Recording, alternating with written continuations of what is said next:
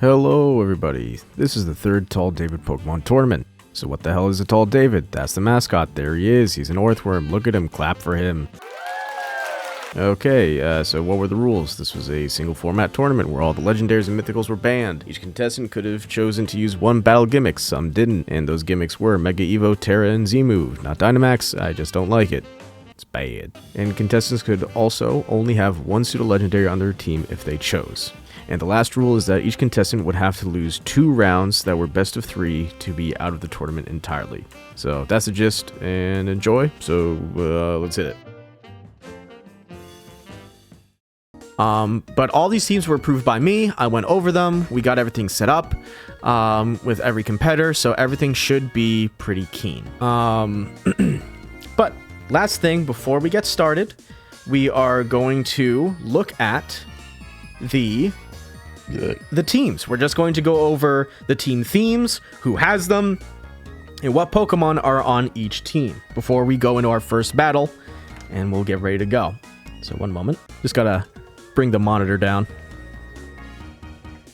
I'll also, I'll just move down here a little bit. There we go.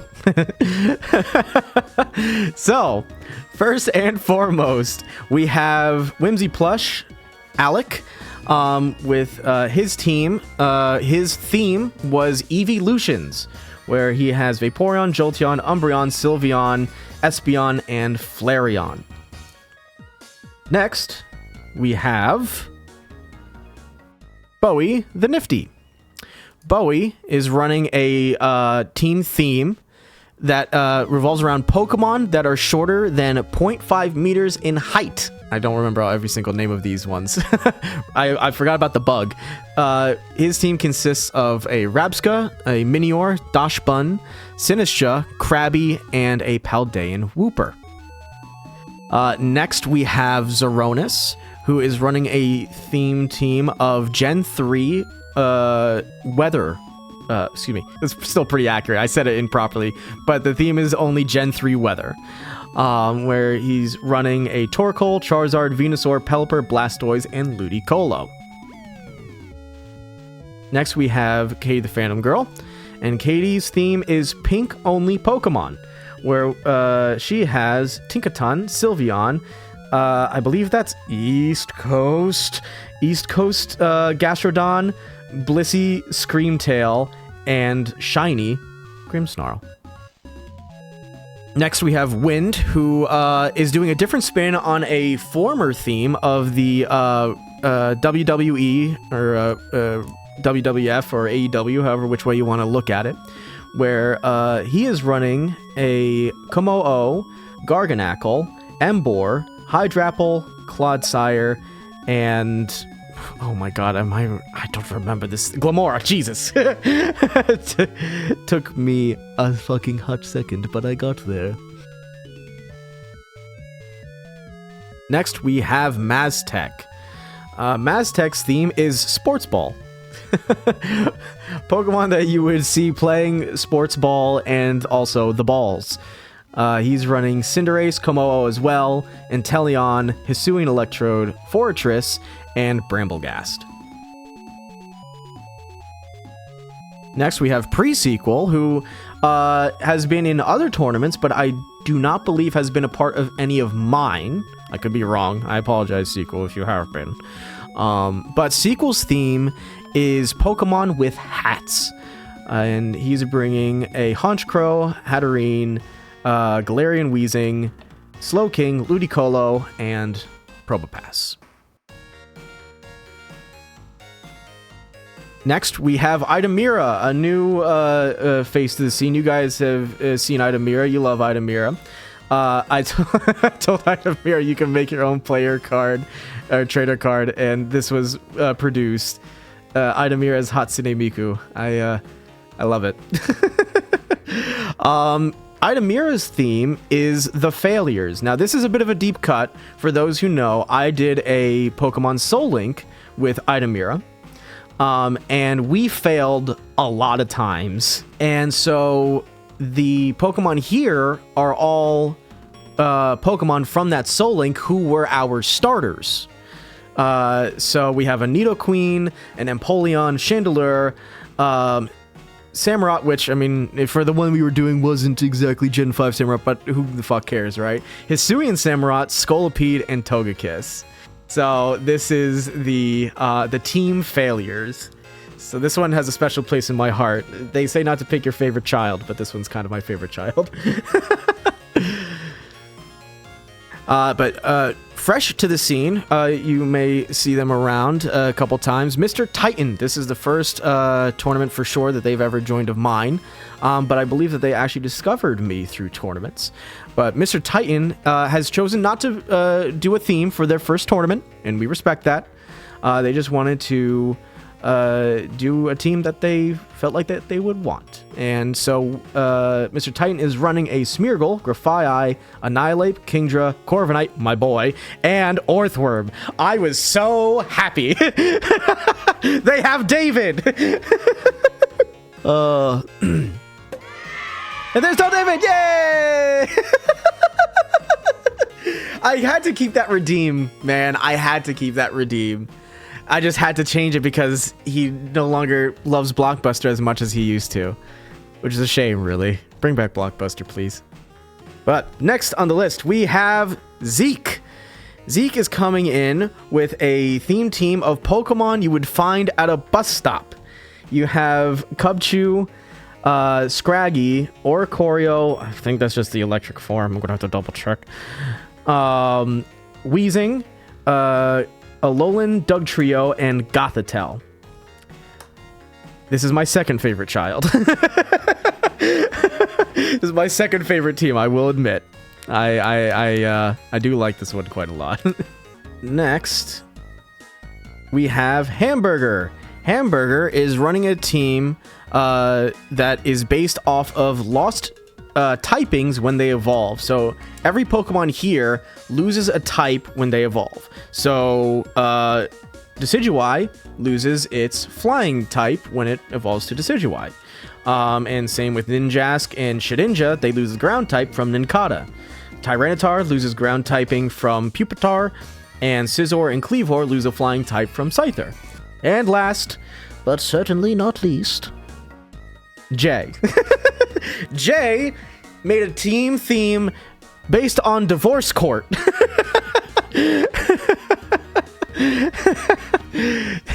And this team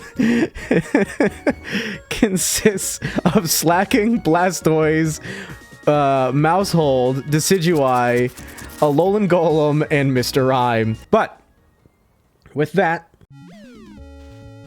we can send this back up. I can stop peeking now. But we now have all of the teams announced. You know what to expect. You know who's playing.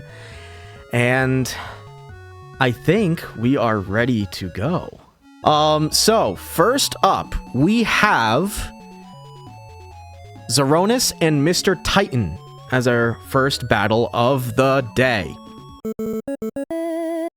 We're in. I do the ready check. All right. Kill each other. Go.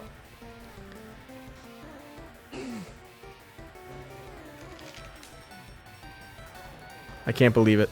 That's a shame. Anyways, I'm sorry. They just died.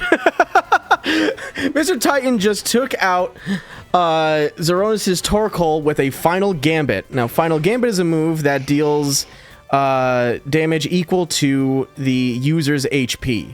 So, Annihilate has more HP than Torkoal, which now immediately puts them on an even keel. Mr. Titan goes for Focus Energy, but is swapped out with a Charizard Roar. This does bring out Smeargle. Swaps back into Kingdra. As Xoronis goes for a...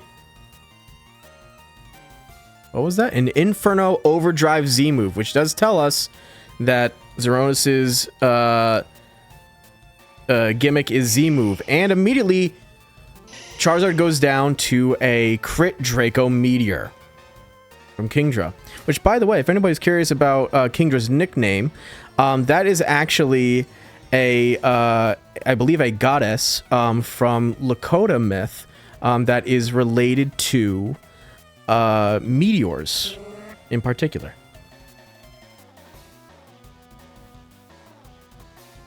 Xoronis sets up Venusaur with a growth.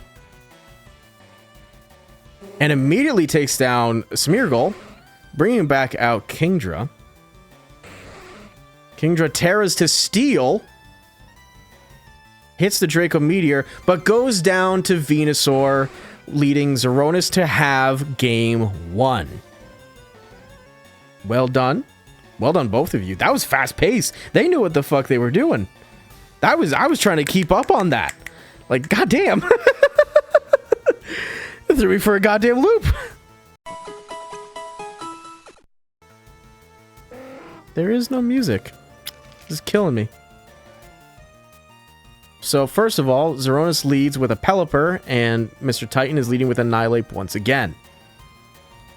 I need to remember this thing's called Abraham Lincoln. Another final Gambit goes out, taking down Annihilate with Pelipper. Out comes My Chemical Romance Incarnate with Speedy the Ludicolo, which leads me to believe that potentially, I'm more than willing to bet, the ability is Swift Swim.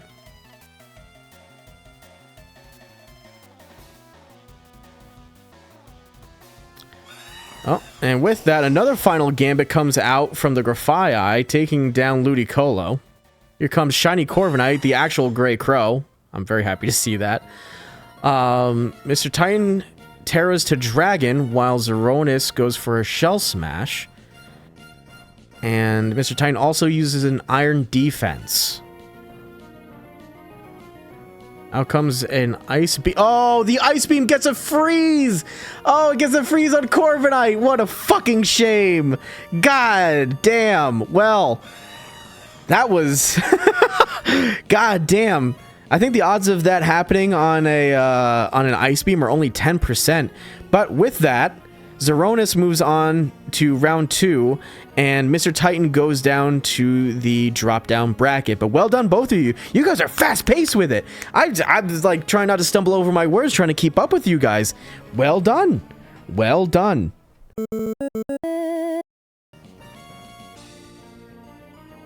All right, kill time.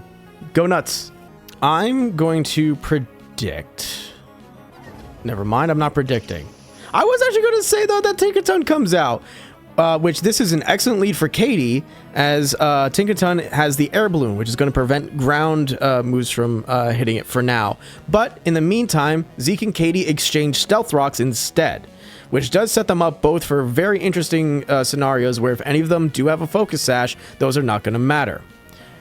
Zeek hits with a Smackdown, and Katie goes for an Encore, keeping Alolan Doug Trio in Smackdown loop, being unable to, excuse me, use any ground move.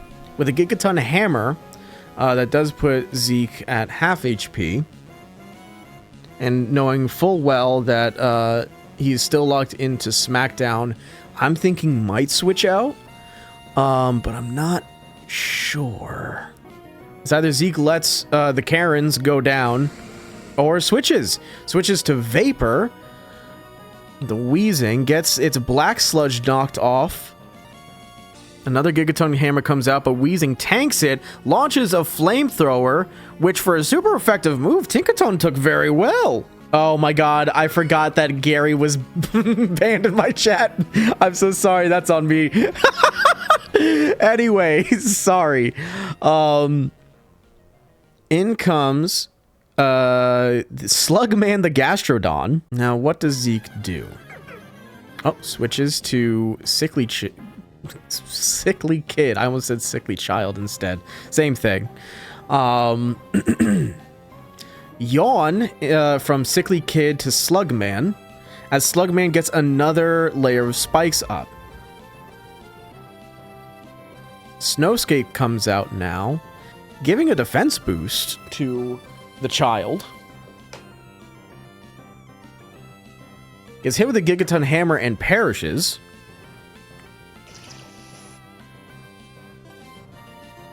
But Katie's in a good position now, because she knows all of Zeke's mons. But an Earthquake comes out, kills Tinkaton. So now, is Slugman going to come back out to take care of the Alolan Dug Trio, or does Katie have something else? Has something else, has the Grimmsnarl. Now, Zeek does outspeed. Oh, never mind, not with Prankster. Not with Prankster, though. That's definitely a Prankster Grimmsnarl. 100%. But a substitute goes out, Bulk Up goes out, Earthquake hits and gets rid of the substitute. This does put Zeek in a very precarious situation. Since Grimmsnarl more than likely has Prankster,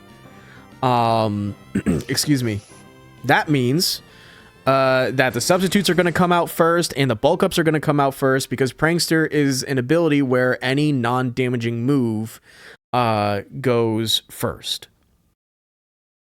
Sucker Punch goes out. Oh no, Zeek with the Gunk Shot into a Steel type, but it's immune.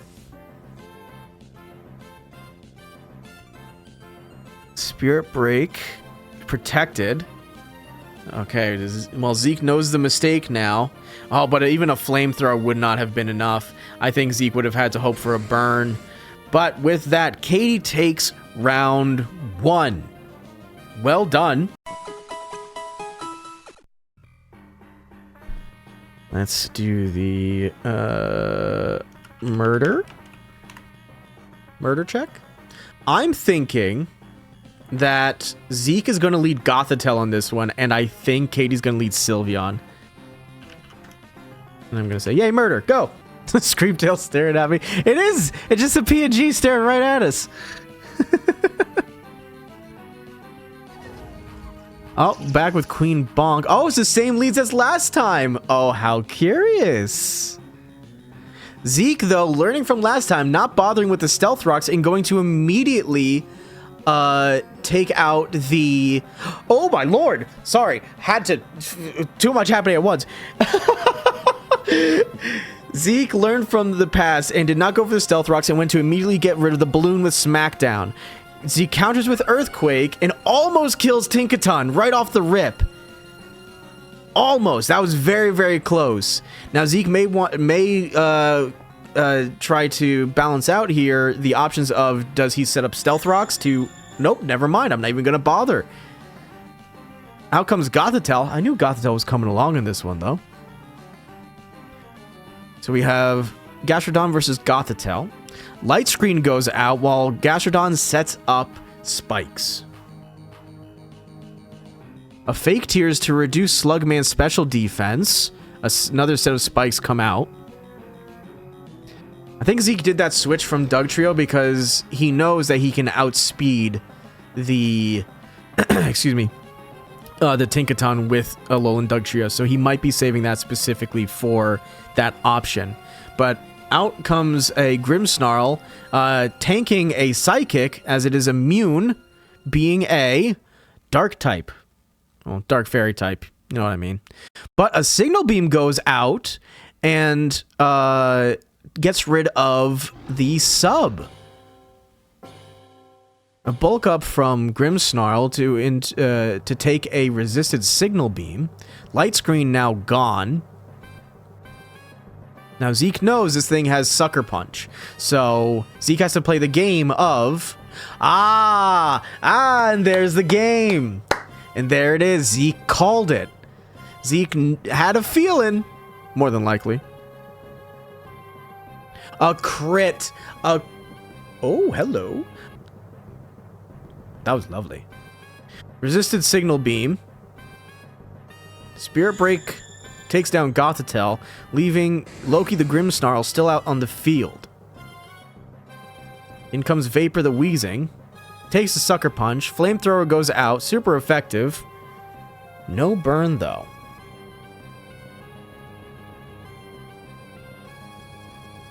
Resisted Spirit Break into Wheezing, but that is more than likely just to drop the special attack of Wheezing to keep Loki on the field just a little longer. In comes Gastrodon again. tanks a flamethrower. Now, Zeek, I think, is going to... Yeah, I had a feeling was going to go for his strongest move into Gashardon, and Slugma goes for an Earthquake, but Katie doesn't realize that Wheezing has Levitate, and that has now been an exposed ability. Zeek goes for a Protect to gain some Black Sludge HP back, while Slugman goes for a Recover, but gets poisoned by Gunk Shot, which is huge for Zeek.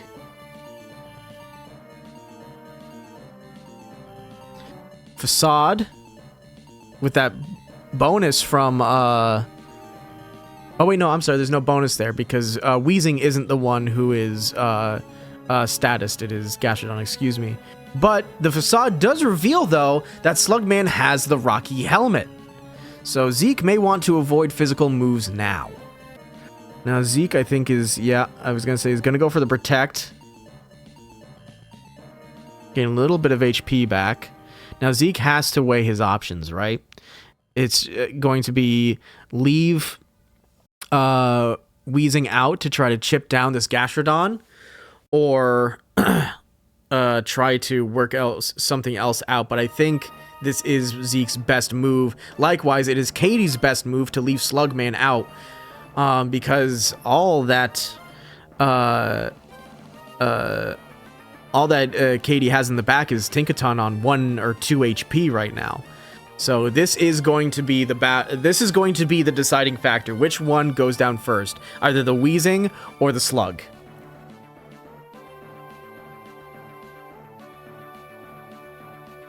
They're both trying their damnedest to recover from one another. Katie, though, is running out of recovers, not exactly halfway through, but Zeek swaps into a Alolan Doug trio on a Spikes, no less. This might actually be a fantastic swap for Zeek. Ironhead doesn't get the doesn't do probably as much damage as Zeek was hoping for, but an Earthquake comes out. A crit Earthquake kills the Slug, and that has to be the deciding factor now. The Karens killing the Slugman in the streets.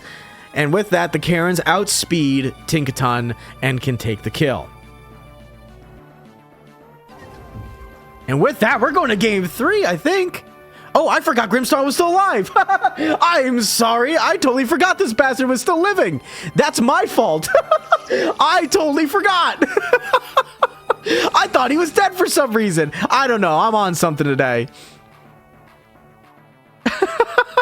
I jumped ahead. I'm so sorry. I'm the worst announcer. I'm the worst. Oh, no. Excuse me. I am so sorry. However, this is still pretty close. Oh, but Zeek now has to make a bet here with the Protect, so no Substitute. Dodges the Sucker Punch. There's a lot of Sucker Punch left. Can you get a burn? No burn. Lives the Spirit Break. Wow, this is a lot closer than I thought. This is so hype. Another Protect from a Spirit Break. Holy crap. It's going to be based on crits, I think, at this point. It's got to be. It's either got to be the Flamethrower burn or Flamethrower crit. Sucker Punch goes out. Vapor lives. Burn? No burn. It's going to be another Protect from Zeek, without a doubt. I'm hyped for this. Holy shit. A Bulk Up. Oh, that might set Zeek in a bad position, because all it takes is that Sucker Punch to come out, and Zeek is gone. Now, Zeek might try to go for the double Protect, though. How many Sucker Punches does Katie have left? 3. Now, Zeek can play the game. Double Protect. No, it's a Spirit Break. Oh, and with that... now I can actually call it. With that, Katie wins. That was a very, very intense battle. That was awesome. Well played, both of you. Katie just got the right read at the end to close it out. Well done. That was awesome. I totally thought the Grimstar was dead, though. That's my bad. I'm so sorry. But Zeke, you go down to the drop down bracket, and Katie moves forward. All right, so we have the little guys versus team failures. Go get them. I'm thinking that Bowie leads with Paldean Wooper, and I think Eidomera leads with Hisuian Samurott. Ah, I got one. Fuck, I didn't get both. But we have Minior out front of Hisuian Samurott. Now, this isn't great for Bowie. There is a type deficit here that I don't think he wants to be a part of. So I'm thinking he might switch out, especially if he has Sinistra. Or Krabby, excuse me. But Eidomera does a turn 1 Terra. Turn 1 Terra into fighting type. Almost kills Baby Rock. And is now in its shield down form. That was very close. That was very, very close to killing.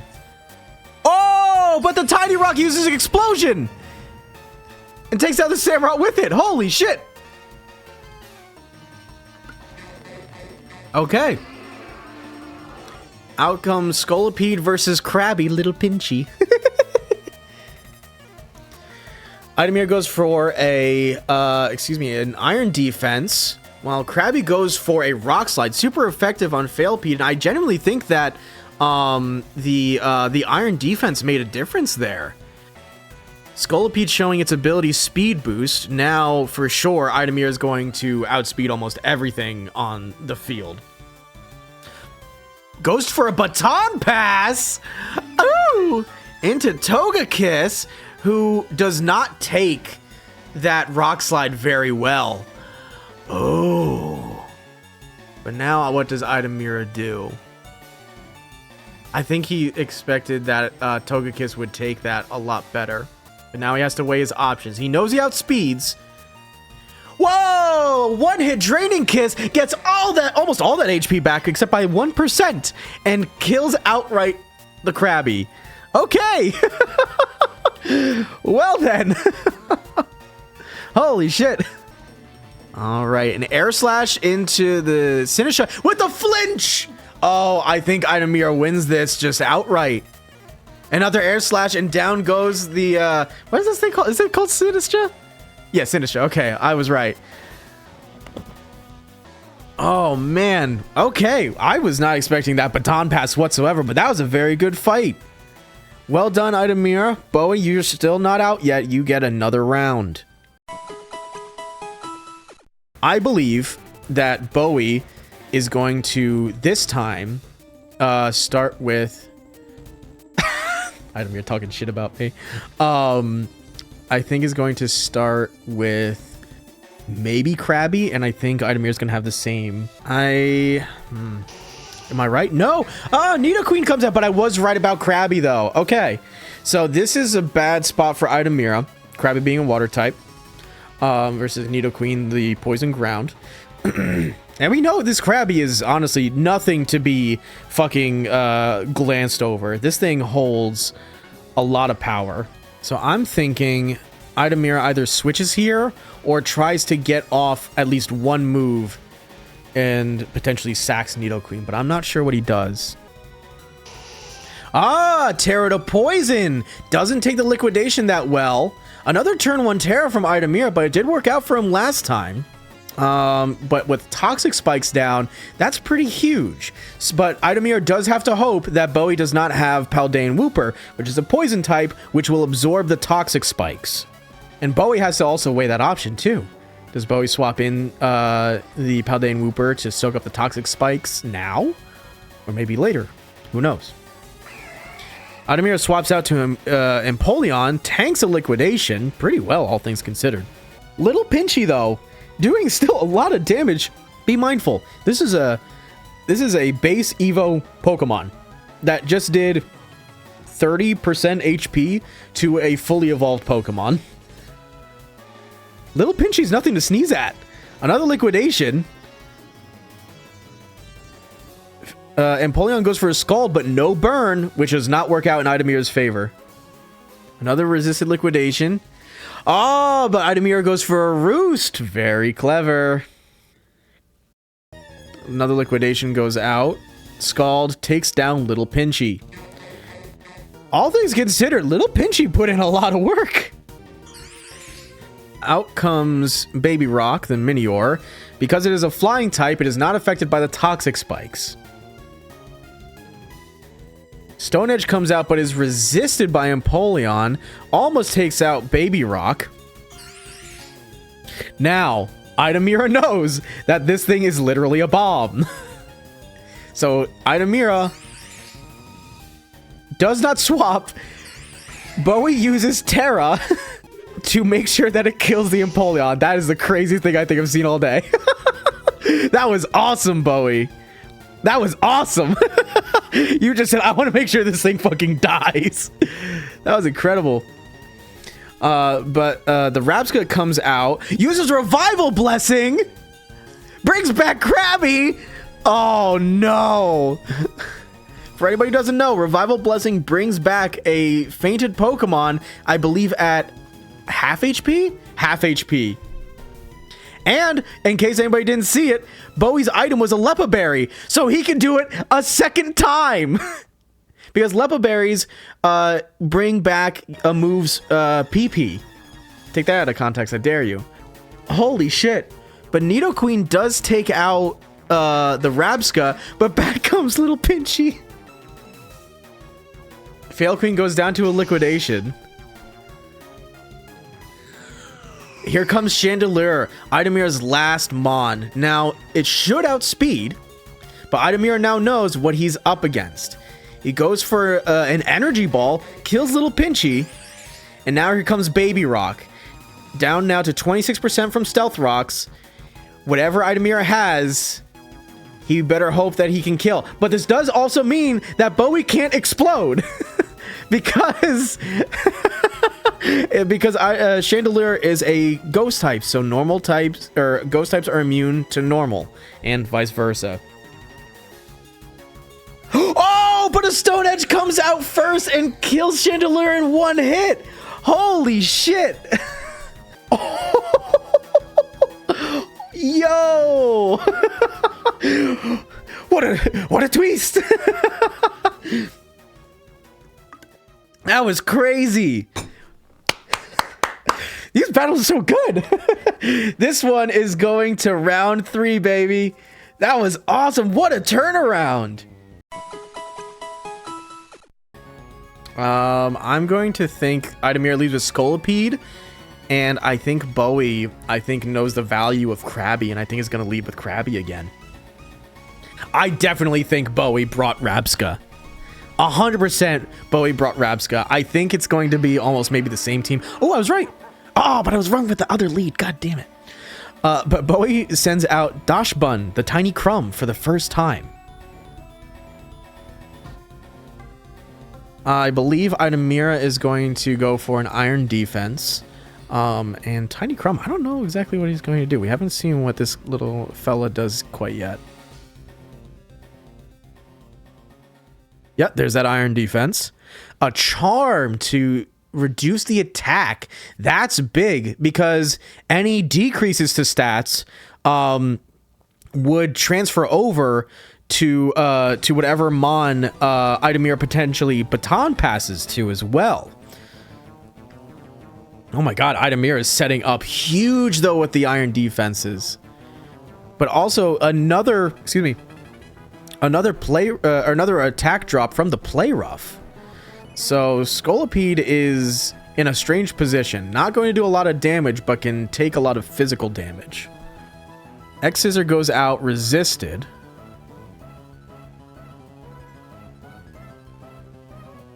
Yeah, I don't know. I don't know what Eidomera does here. He might hard swap at this point.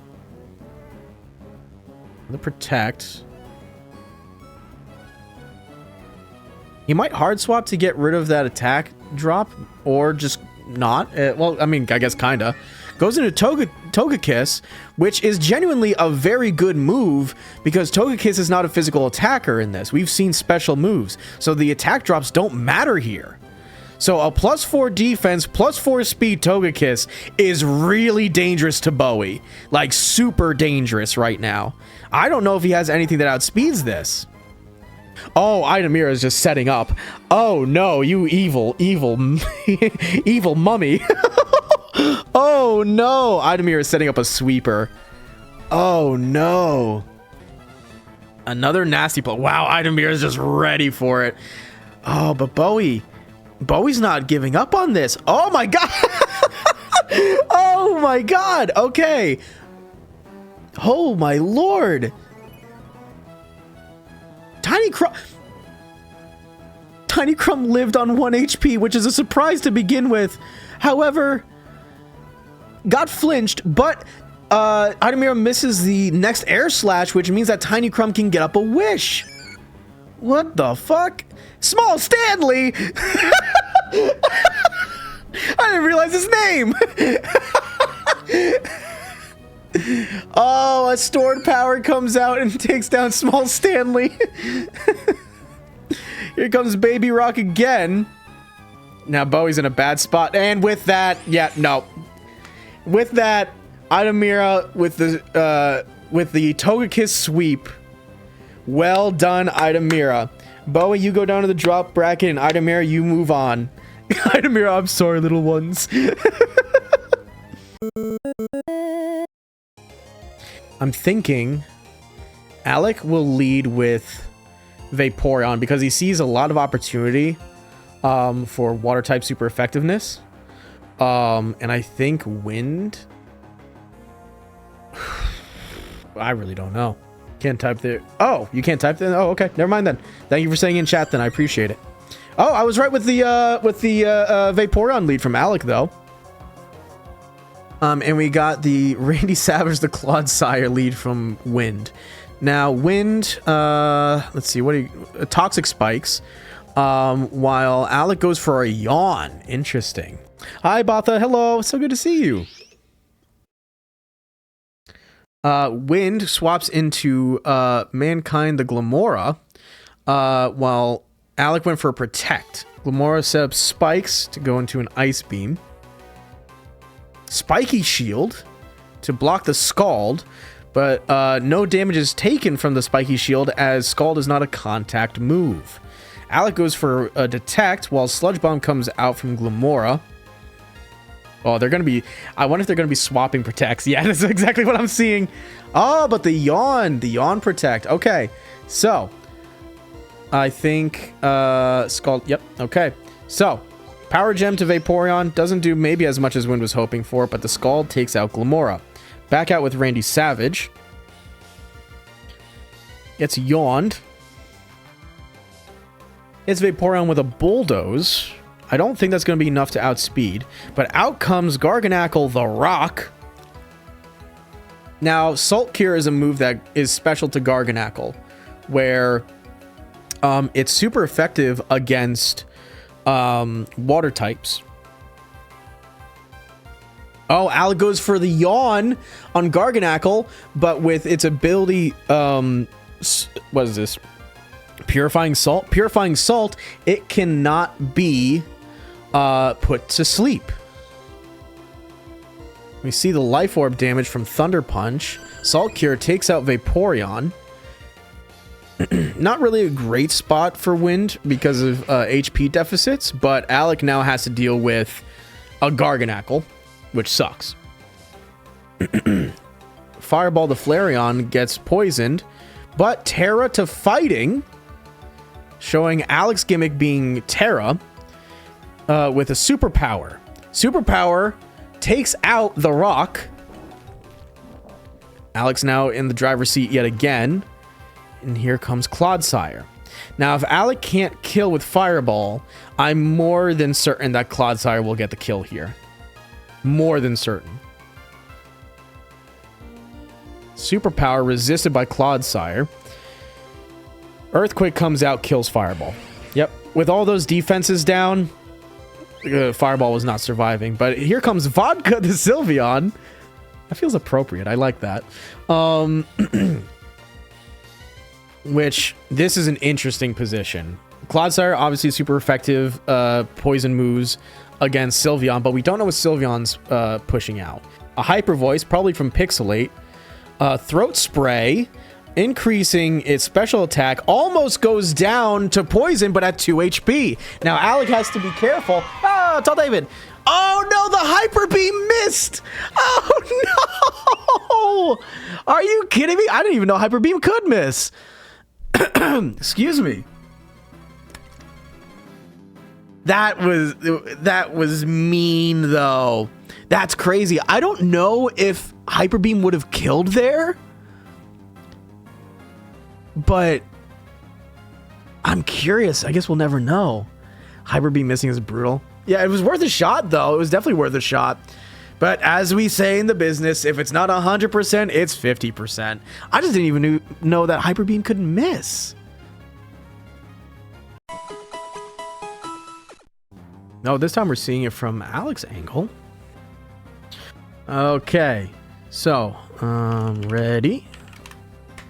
And I know Wind, I don't think, can type in this chat for some reason, so that's fine. I see ready from Wind and Twitch. And Alec. Oh, I guess Alec's ready. Hell yeah. All right, let's go. All right, so Alec leads with Espeon to match Wind's Hydrapple. I don't know enough about either of these Pokemon to know what they're capable of. I just know that Hydrapple has a special move called like Fickle Beam or something, which I'm not exactly sure what it does. I think it like varies on damage type or something. But ooh, Alex sets up a Light Screen while Wind sets up a Nasty Plot. That's a good even move, I would say, for one another. Oh my god. Alex sets up a Reflect and Wind goes for another Nasty Plot. Alec hits a Psychic into the Hydrapple. Espeon survives an Earth Power.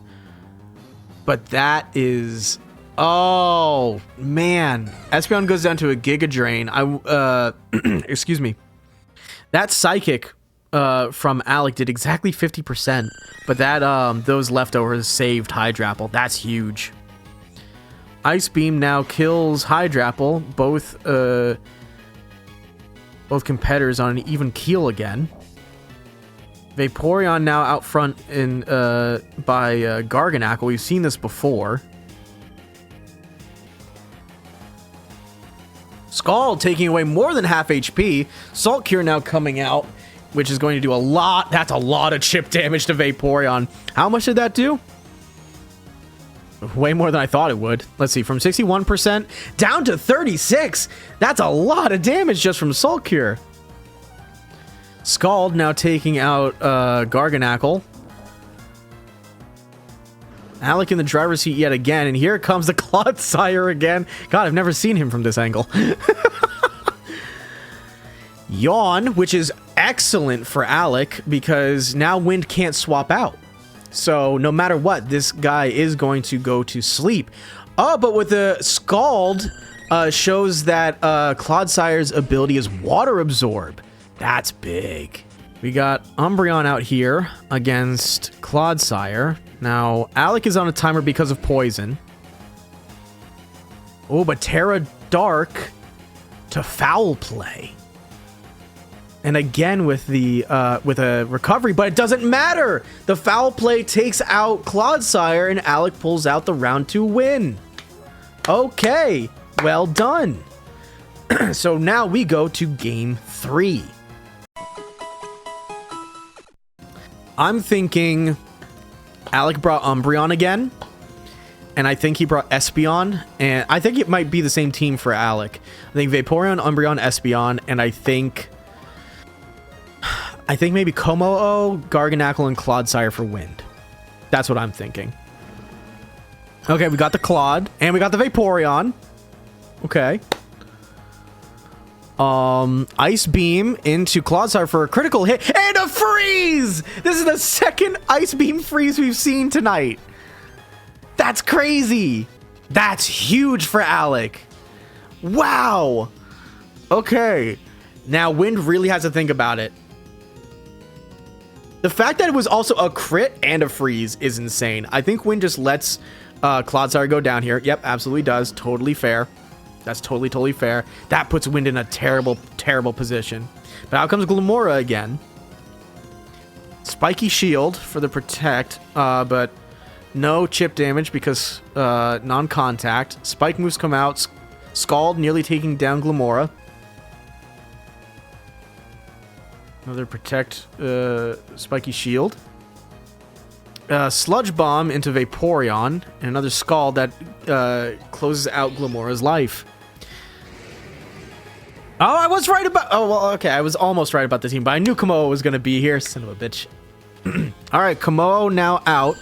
Terra Ice from Alec, which was dangerous, but I guess it paid off. Ice Beam into Komodo. Does live. Protects. Oh, the Drain Punch now comes out. I guess Wind was anticipating a switch into Espeon, and that's why it went for the Shadow Claw. But I think an Ice Beam here kills. Oh, no, it doesn't. Komodo lives on 3 HP. Okay, well, this is an interesting predicament. This is a very interesting predicament. Oh, Wind predicting the Protect goes for Dragon Dance. Ooh. Oh, man. Okay. Well, I think at that point, I think Wind outspeeds almost every evolution here, I think, except for Jolteon. Okay, here comes Flareon. A Drain Punch kills Flareon outright. Komodo taking back almost half HP. Oh, no. And here's Umbreon. Weak to fighting moves. Oh, Alex just immediately with the GGs. Oh, but Umbreon lives. Wait. Hold. Foul play. Oh, but it's resisted. Okay, I was gonna say if there's a crit here, that might make a difference. But the second Drain Punch comes out and Wind clinches the win. That was incredible. All right.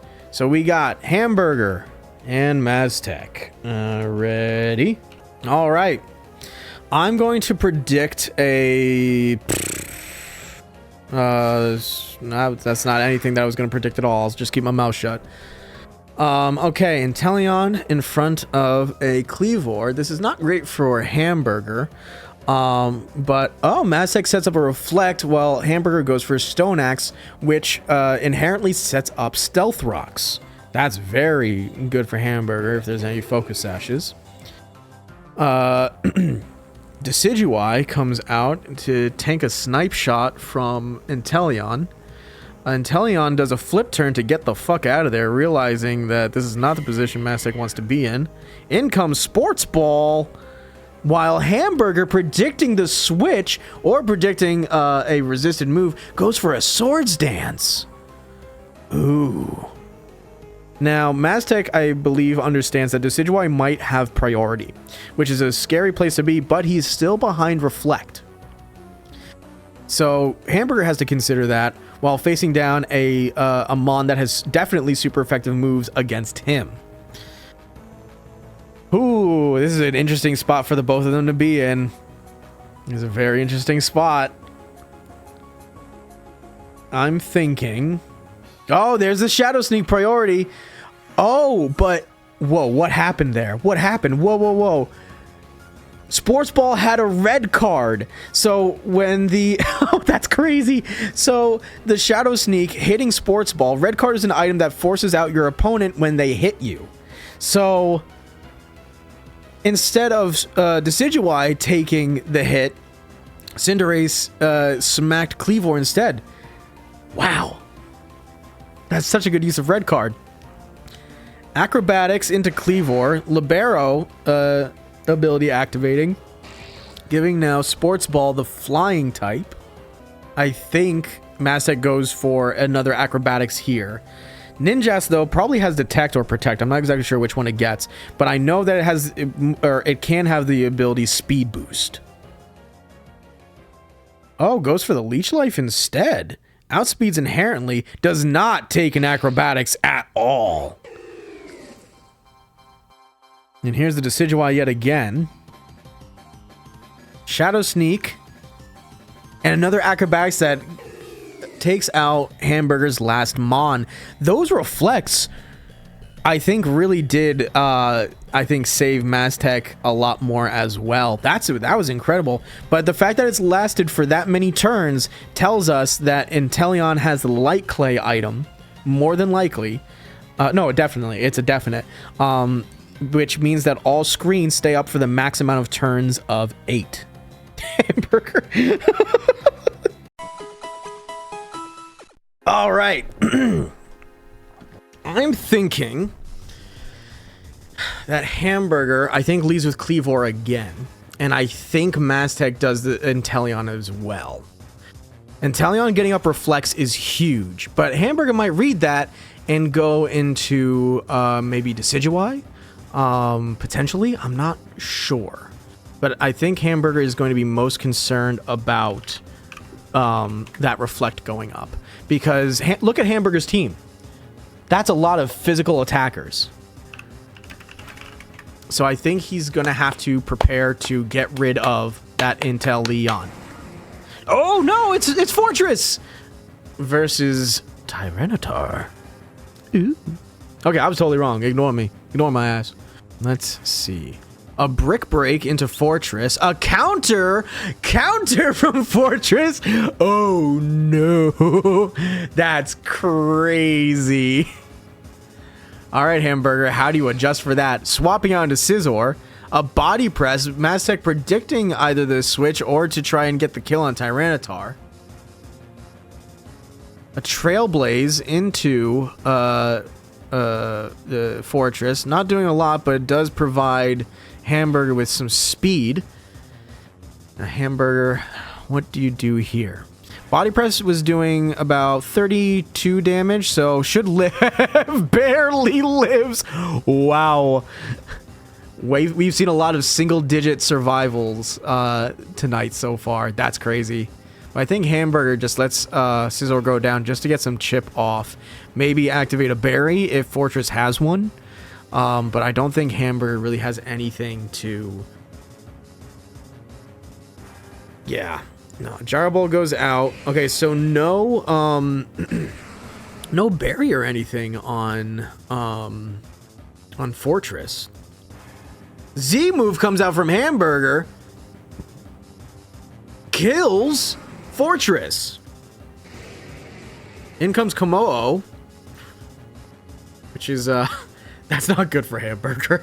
That is not good for Hamburger at all. I think Hamburger... Oh, there's the Cleavor. Oh, another Z move from Masteq this time, using Komodo's special Z move, though. Clanger's Soul Blade, which does damage and gives Komodo a boost in all stats. Hamburger. Oh, no. That's a huge Omni boost. The Tyranitar will not outspeed. No doubt. Not a chance.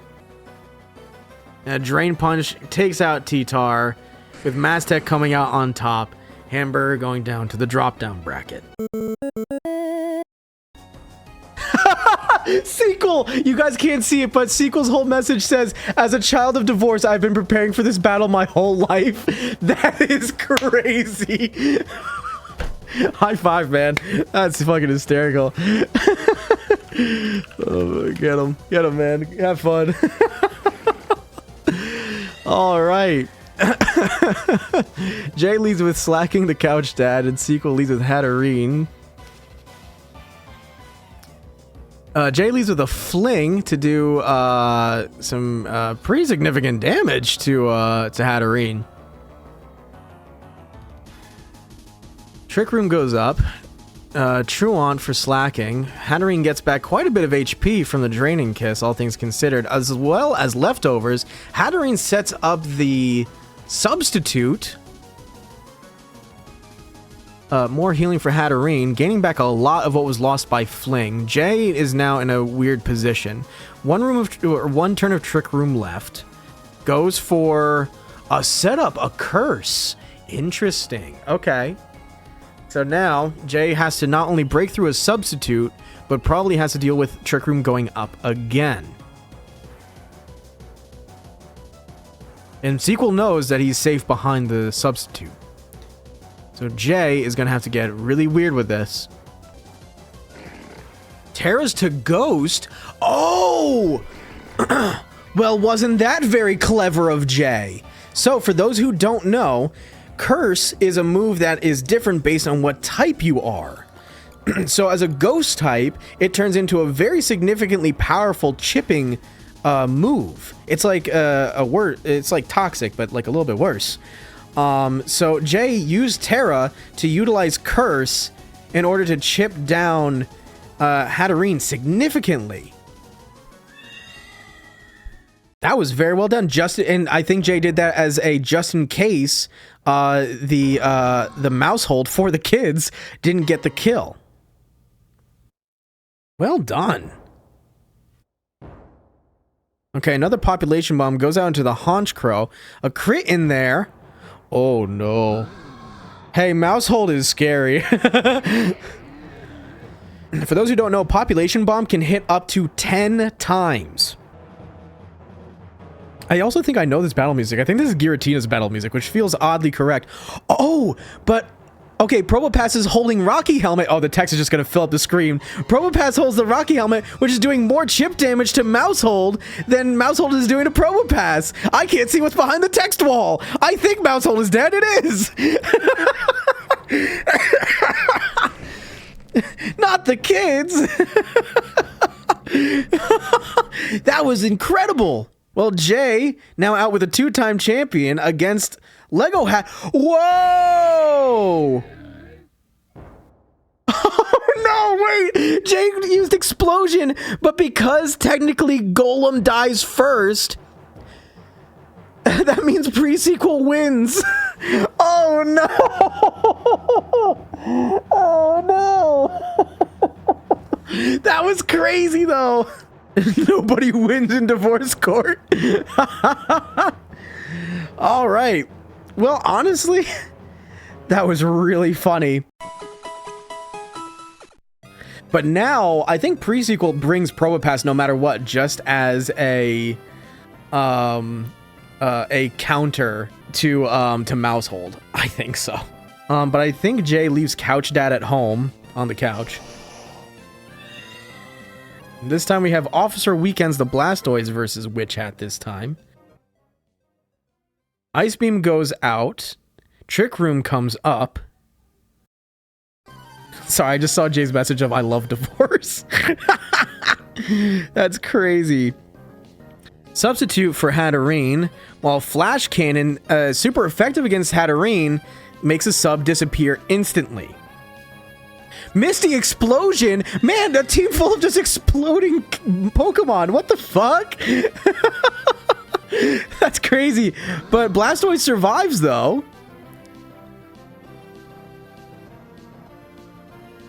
A Z-move from Presequel, Supersonic Sky Strike, which takes out Blastoise. And Honchkrow has Moxie? I didn't know it got that. That's crazy.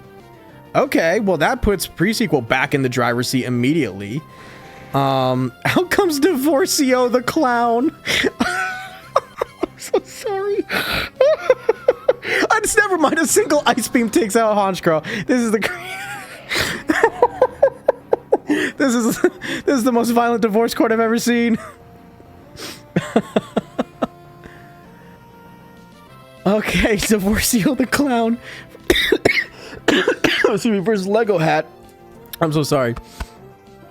Ice Beam into Lego Hat with a super effective Flash Cannon into Mr. Rhyme. Dazzling Gleam resisted. Earth Power doesn't kill from Probopass. I'm surprised Presequel didn't go for the guarantee with Flash Cannon. But hey, that's alright. It is now a 1v1. We've seen this happen before. Now, does Probopass have Explosion? But Presequel shouldn't do that.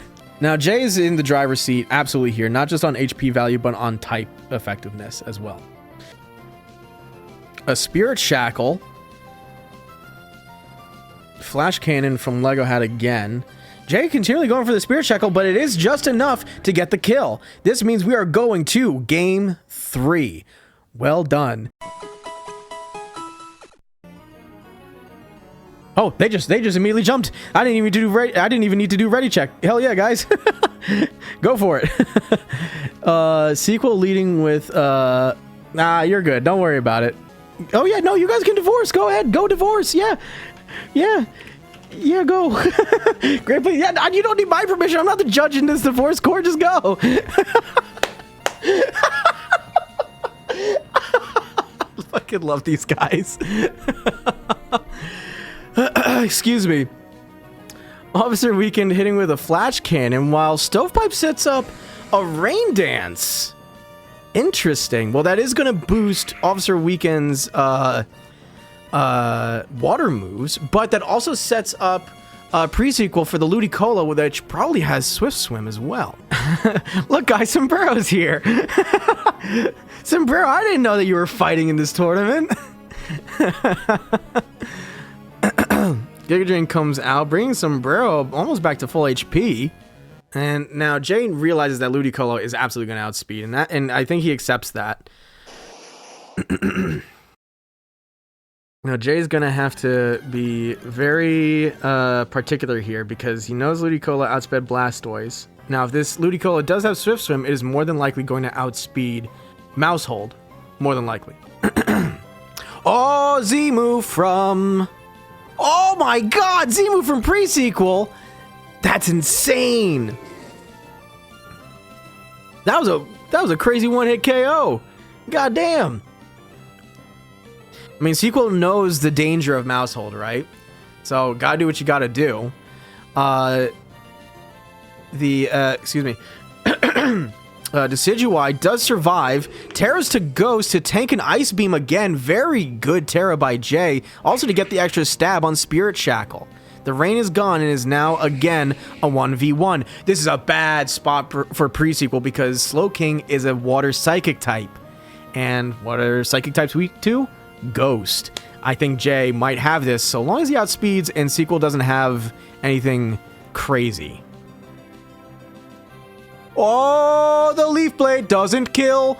But the confusion. Wait, hold on, time out. That's crazy. So wait, Slowking has a life orb? Because I see that it lost some of its HP. Am I correct in that? That's a life orb. Okay.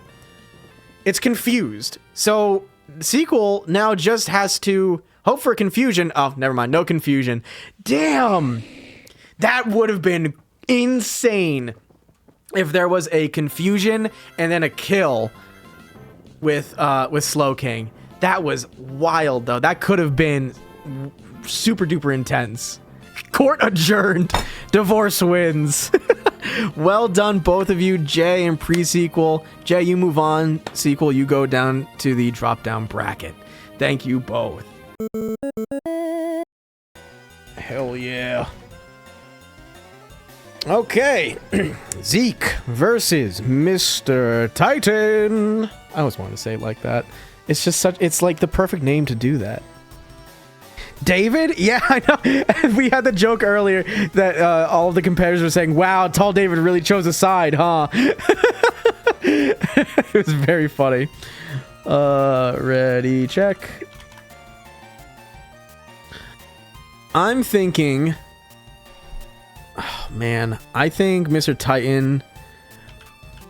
Go for it, gang. Zeke, I'm scared. I'm sorry. I think Mr. Titan goes for a Kingdra lead, and I think Zeke leads with a Doug Trio again. I don't know, but I am... Oh, Vapor the Wheezing comes out. Ah, the man himself! It's him! Okay, so this is an interesting position for Mr. Titan because we know that Wheezing has Flamethrower. We know nothing of this Orthworm. Not exactly Tall David, but, you know, Tall David's cousin. So Zeke is in an interesting position of not knowing what to expect. But Mr. Titan at least has some certainty from information gathering from Zeke's prior battles. A Flamethrower comes out, doesn't do even near half. Metal Burst, though, comes out. does over half of Vapor's HP, and even with the Black Sludge healing is not going to be enough, as you guys can see right here, that it did exactly that amount. So Zeek is now in an interesting position. There's probably going to be a Protect, which Mr. Titan might predict. Yep, there's that. A Shed Tail to set up the substitute and for a switch into Kingdra. This is an interesting spot. Zeek switches out into, excuse me. Oh no. Switches out into Scraggy. Draco Meteor comes out, a critical hit, one hit KOing the little Scraggy. That's really scary. Zeek, oh no. Oh no. But it is Terra Steel. Draco Meteor comes out. Another critical hit. 2 critical hits. Man, that focus energy is putting in the work for Mr. Titan right now. Here's the Karens. Earthquake, super effective, leading the Shed Tail to fade. Surf comes out. Critical hit. Takes out the Karens. 3 crits back to back. Damn. Alright. Oh, they already started. Ah, how spooky. Okay, so we already have the leads. Alright. So we have Oricorio, electric, right? That's the electric one? Oh yeah, electric one versus Annihilate, Abraham Lincoln. that is an Eidomera type response right there. Sorry, I had to point that out. So we have a U-turn from Abraham Lincoln doing minimal damage to Cheerleader as the man himself, Orthworm, comes out and Zeek hits it with a Teeter Dance. Quiver Dance gets hit with a Rock Tomb, reduces the speed, but this does put Zeek in a position as well. Obviously, still outspeeds Orthworm, no doubt. But if Rock Tomb keeps hitting, then that speed increase is not going to really all that much matter. Confusion does go off. Orthworm not getting able to counter these Quiver Dances. This is huge for Zeek. Baton Pass! This is twice we've seen this today. Vapor now, with the special attack increase and the special defense boost, as well as the speed. Okay, we got a ball game. Here comes the Kingdra again. We've seen this before. Zeek knows what's going to happen. There's the critical hit boost. The gunk shot missed. Oh, that is huge. Say it with me, gang. It was not 100%, it's 50%. Granted, gunk shot does have honestly, a very low accuracy. I think it's like 80 or something. That could make a huge difference here. Now, we have seen that. Oh, there's the. Oh, fuck.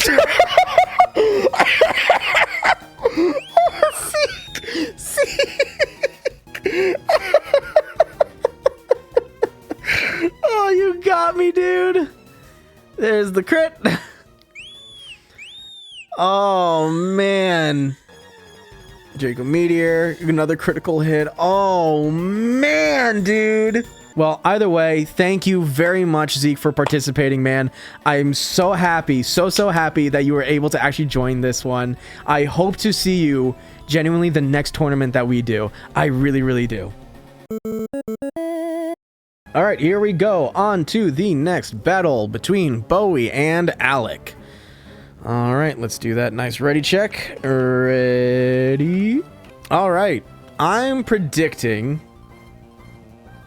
that we're going to see a Krabby lead and a Jolteon lead, I think. I think we're going to go crazy with it. Oh, it's Minior. Oh, but I was right about the Jolteon, though. It's nice seeing Jolteon around for the first time so far this tournament. Alec has an advantage over Bowie here because Minior is part flying, but goes to normal type, Volt Switch, outspeeding Minior in its current form. That tells me Bowie's going for Explosion. That totally is an Never mind. What? Okay, never mind. Okay, hold on. Time out. So Alec knows that this thing likes to go for explosion, but that didn't happen this time. Bowie was banking on the crit, potentially, Stone Edge, because it definitely would have killed. Here comes Sinistra again. Vodka, the Sylveon, now holding a special attack boost. Quick attack, getting a crit. That's it. Okay, so that is a definite now. I mean, well, we kind of knew this already, but in case anybody wasn't clear, that is definitely a Pixelate Sylveon because this is a ghost type. Normal moves are not effective against ghost types. And Sylveon, having Pixelate, turns all of its normal moves to fairy moves. So, now we know. For sure. We knew that during one of the other battles, but just clarifying for the room. Back out with Jolteon. A Shadow Ball doesn't get the kill. 3%. 3%. That's crazy. And that was Life Orb damage too, because Jolteon lost some after the hit. Another Shadow Ball comes out. Takes down Sinistra. Here comes Dashbun. I am going to say that I think Alec just lets Jolteon go down here just to get off some damage. Hyper! Oh! Yo! There's the Hyper Beam again! This time it hit! Normal Terra to Hyper Beam to get the kill. Okay! God, I love seeing Hyper Beam. Yeah. Oh, yeah, I'm still... Oh, it's Jolteon again. Oh, well, this is bad for Bowie. Bowie knows what happens here. Bowie's well aware of that. So does Bowie Terra? I don't remember what this thing's Terra was. No, doesn't Terra. Excuse me. But instead goes for the Matcha Gacha to gain back some HP. Gets a burn off, which doesn't affect Jolteon all that much as it is a special attacker. But Sinistra goes down. Life Orb damage, burn damage. Jin is not long for this world at all. Terra, on the Hrabska, going for Light Screen, lets the burn take down Jolteon. That was a very good use of Terra by Bowie, predicting that Alec would go for the Shadow Ball into the Psychic type. Terra to Bug. And you don't see Terra Bug that much either. Very interesting. Very, very interesting. I think now Rabska does use Revival Blessing. I think. And I think Alec... I mean, have we only really seen foul play on this? Yeah, this is a bad matchup for Alec, as Bug is super effective against Dark, but it does shut down Psychics. Terra Dark, foul play, doesn't do as much as he was hoping. There's the Revival Blessing, and then the active Lepa Berry. Foul play again, 23 HP. Recover on Rabska. Oh, that is not something that Alec wants to see right now. Bug Buzz, super effective. Ooh. Moonlight Heal. Oh, no. Oh, no. Light Screen goes down.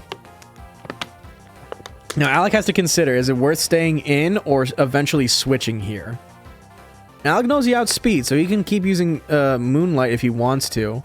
Oh, but he banked on the Bug Buzz, or he banked on the Light Screen going up. Here comes Vaporeon. This does... The Yawn puts Bowie slightly on the back foot, but lets Rabska go to sleep. Alec is now fighting an uphill battle, but we have seen Vaporeon put in a lot of work before. So now Alec has to think what is going to be... Oh man, what's going to be enough? That Light Screen being up right now is his bane. We have 2 moves of sleep, or 2 turns of sleep, so that means guaranteed wake up, I believe, on this turn. So 9 HP, wakes up. Does Bowie go for recover? Bowie goes for recover. Oh, that's the worst thing that I think Alec could have seen. If not for the Light Screen, Rabska would have been dead. So now Alec goes for just straight up damage, hoping for a freeze. A recover again. Oh no. There's the Light Screen up. Oh man. Oh, but that was a crit Ice Beam though. Not enough though. Bug Buzz again. Oh, this is a war of attrition. Bug buzz one more time. I think Alec knows that he loses this round. I'm pretty sure he loses this round without a doubt. Yep, and there it goes. And with that, Bowie takes round 2. And with that, we go to round 3. All right, here we are. I think the first round, or the first... Oh my god, I can't talk anymore suddenly. I think that the leads and the first 2 turns are going to decide the winner here. I think that's what's going to happen here. Jin again. Oh, okay. Well, now I don't think I can stay true to my previous statement, because we've seen this lead before and it didn't work in Alec's favor. Matcha Gotcha goes out, doesn't kill. This is just second verse, same as the first. Okay, another Shadow Ball takes down the Sinicha. Does a good amount of damage to Jolteon, which I think is what Bowie wants the most here. Yo, Small Stanley! Yeah! He's back. Well, this puts Alec immediately on the back foot. Does he preserve Jolteon? No, goes immediately for the Hyper Beam. Bulldoze gets the kill. Okay, I think that is a good move by Alec. Because it does put Small Stanley at way less HP than Bowie would like. Excuse me. Now, Alec needs to guess here, because I'm pretty sure... Yeah, this can still have Water Absorb, which he did see on Wynn's team with Clodsire. But Bowie instead tears to Water as Alec sets up a Yawn. Now, Bowie has to make a choice. That's resisted. Toxic misses. Ooh, that was very lucky for Alec. That was very, very lucky. Now, this does suck because Jolteon is gone. And Wooper is still standing. This thing is tanky for a little guy. Wow. Alec does a... Whoa. Wait, Alec swapped into Flareon, gets Toxic. Oh, Fireball has a Toxic Orb. Yeah, this is Guts. This is a Guts Flareon. This is a Guts Flareon. Everybody look out. Little Pinchy! What are you gonna do about this? What do you have to say to the people? Fucking nothing, I guess. Oh, no. Okay. Well done. Well done, Alec. I was not expecting the Toxic Orb Flareon, honestly. Hell yeah. Okay. Well done, Alec. Well done, Bowie. You guys had fantastic battles. Bowie, thank you so much for participating here, man. It's really good to have you back here. Excuse me. Alec, you continue on through the drop-down bracket, and best of luck to you. Bowie, at this point in time, you're out of the tournament, but again, man, I cannot say thank you enough for being here.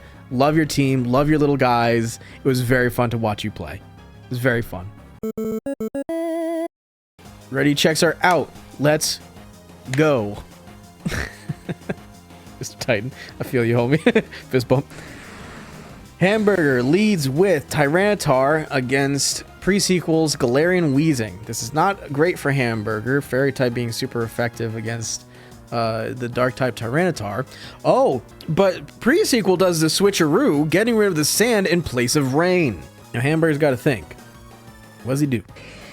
Switches out into Scizor, takes a strange steam, gets bullet punched, but Weezing lives, deals out a Thunder that doesn't kill.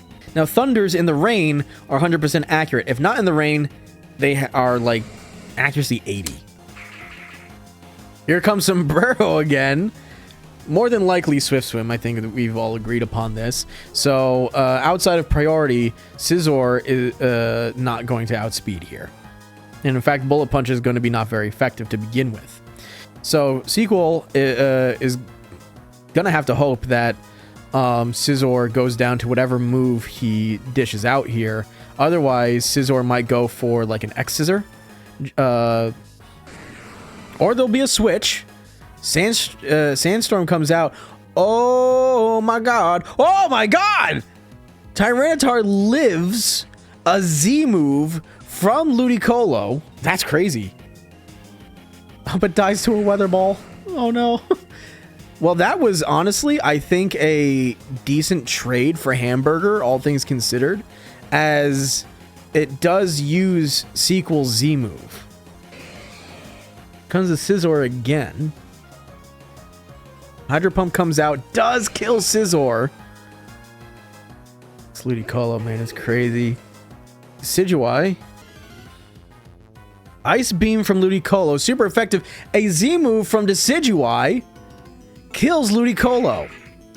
Now, it is a 1v1, but Hamburger does have to worry now, not only about the chip from Sandstorm, but that he is at a health disadvantage, but Sequel is at a type disadvantage. So this is honestly, I think, as equal as it could be. Leaf Blade comes out. Oh, crit! A crit hit Leaf Blade from Hamburger clinches the win.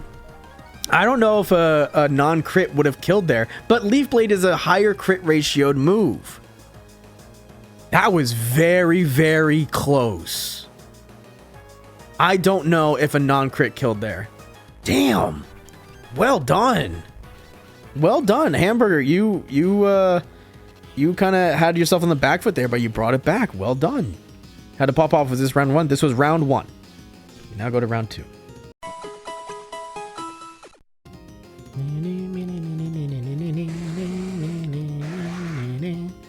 Okay, so we have Galarian Weezing versus Kleavor. I think the Stone Axe comes out from Kleavor, and I think Stovepipe, I don't know. I don't think sets up rain. I don't think bothers with rain. I think just goes for like strange steam. I was right with the Stone Axe. Nope, goes for the rain. Okay, I was wrong. I guess maybe a Thunder now, which is honestly a safe bet into almost all of Hamburger's team. A Psycho Cut comes out, does kill the Galarian Weezing. Ludicolo back out. I'm willing to bet Hamburger switches to Tyranitar again. I'm willing to bet. Z move takes out Kleavor 100%. Okay. Oh, the Decidueye is here now, not Tyranitar. Ice Beam, super effective. Z move again, baby. Z move kills Ludicolo. We've seen this before. Both Z moves have been used. Ooh, Sequel's in a bad spot. Here's a Honchkrow. Now, Honchkrow does have the type advantage on Hamburger here, but I don't know if they outspeed. They do, with a Sucker Punch especially. Priority move. And there's the Moxie boost onto Honchkrow. And no Tyranitar this time. Instead, there's Ninjask. Now, Hamburger definitely outspeeds here. Bug moves are going to be neutral, as Honchkrow is a dark type and a flying type. But flying moves are going to be super effective against Ninjask. So Hamburger is in a weird spot. Goes for Swords Dance. Brave Bird instant kills Ninjask. Okay, we have a game 3, folks. We have a game 3. All right, go for it.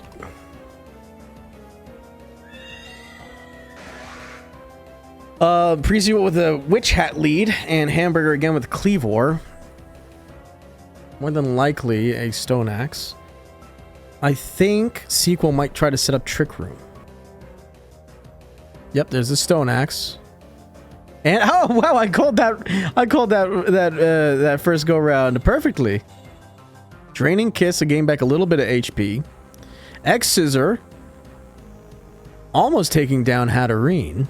But Sequel knows that he outspeeds here, but does he risk Hatterene right now? Nope. Well, I guess kind of risks it in a way, but decides to have Hatterene explode instead. Stones digging into Honchkrow. Sequel, I think, sees a kill. But not if Tyranitar comes out. Brave Bird resisted by T-Tar. The Sandstorm now doing chip. I don't rightfully know what... Oh, Pursuit goes out. But, oh my god. But, okay. Presequel didn't swap out. Instead, goes for a superpower, which KOs T-Tar. Here we are again with Ninjask and Honchkrow, but Ninjask this time gets the kill. Hamburger opting not to go for the Swords Dance. Probopass super effective against Ninjask. This does put Hamburger in a weird spot because Probopass having any rock moves is going to be super effective both into Ninjask and Cleavor. Believe it or not, Cleavor may be bug rock, but rock does not resist itself. So Hamburger is in an uphill battle. Sequel has a very real chance of turning this around. There's the Swords Dance. Stone Edge kills Ninjask. Here's Cleavor again. Night Slash doesn't get the kill.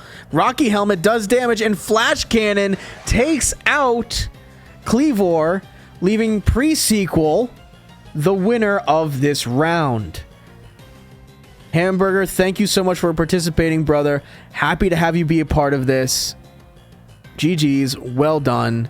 Hopefully, we will see you next, Tall David. I would love to see you around, man. Presequel, you move on further down the drop-down bracket. Kill. All right. So, Xoronis versus Katie.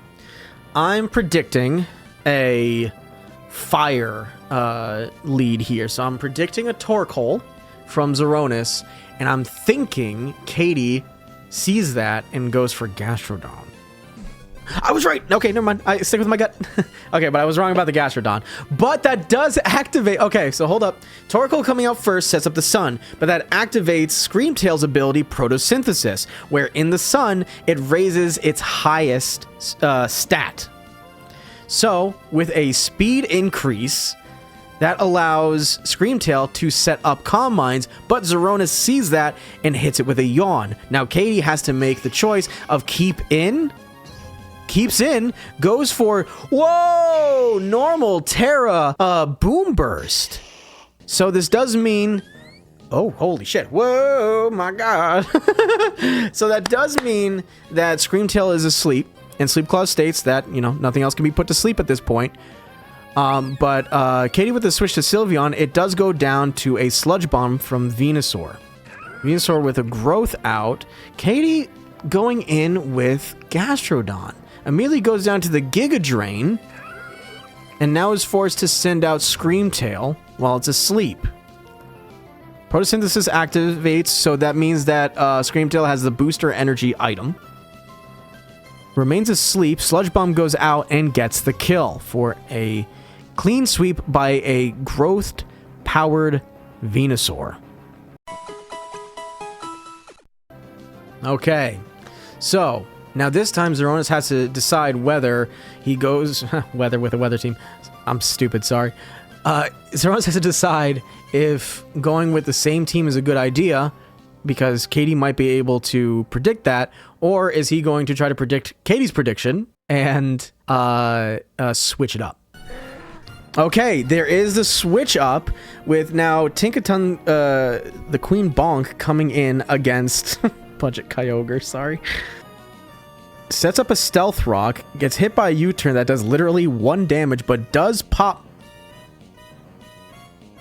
the balloon, which means that because of the ability Pickpocket, that Tinkaton now holds the Damp Rock. That's crazy. Here comes Speedy Ludicolo. Hit it with a Z move, baby. Hydro Vortex with a crit. Ooh, I don't know if that would have killed without the crit. Out comes Loki the Grimmsnarl. Prankster is going to be huge here. Katie reads that this thing is fast. Goes for a Bulk Up. Tanks a Hydro Pump, but not that much.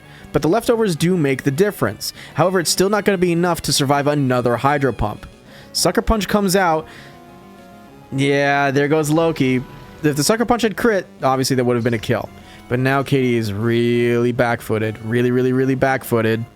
I don't know if they're equal in speed right now because of the Photosynthesis boost, but I think Katie Normal Terra Boom Burst. That's totally fair. totally fair. And is now... Hey, Tall David! Woo! Here comes Budget Kyogre again.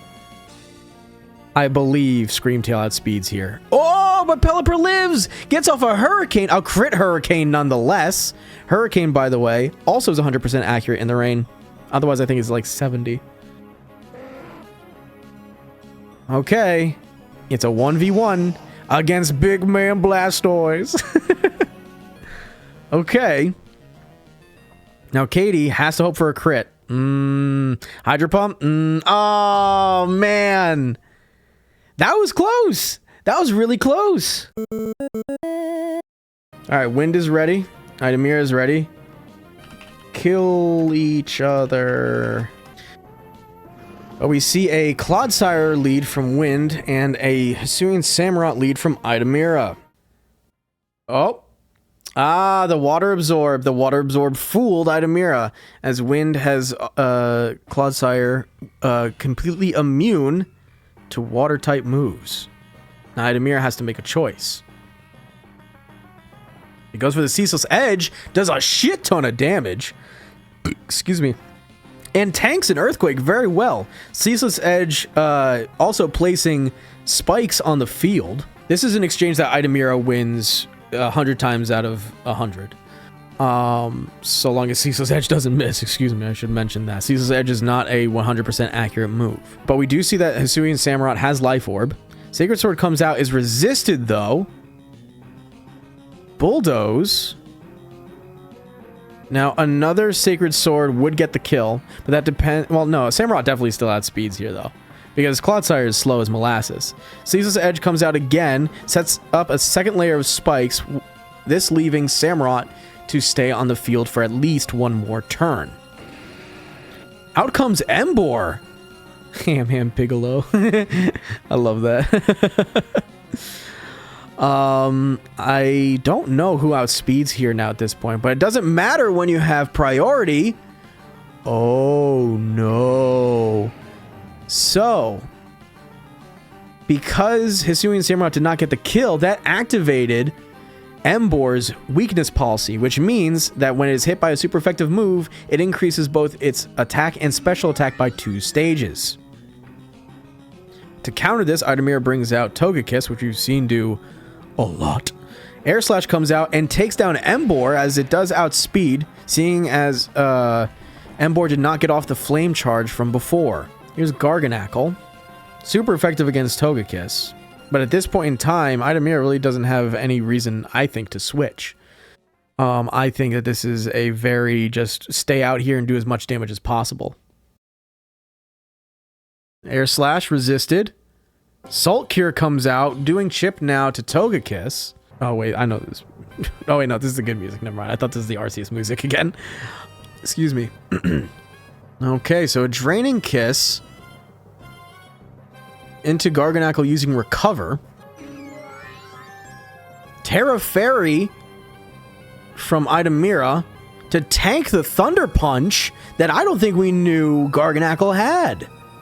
Garganacl goes up for a Protect again to stop that Draining Kiss.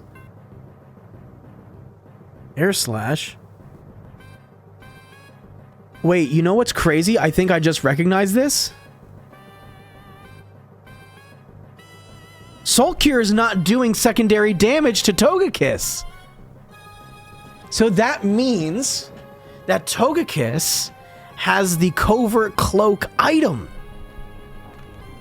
Because that Covert Cloak item means that you do not receive secondary effects from moves. Oh! Oh, that's crazy.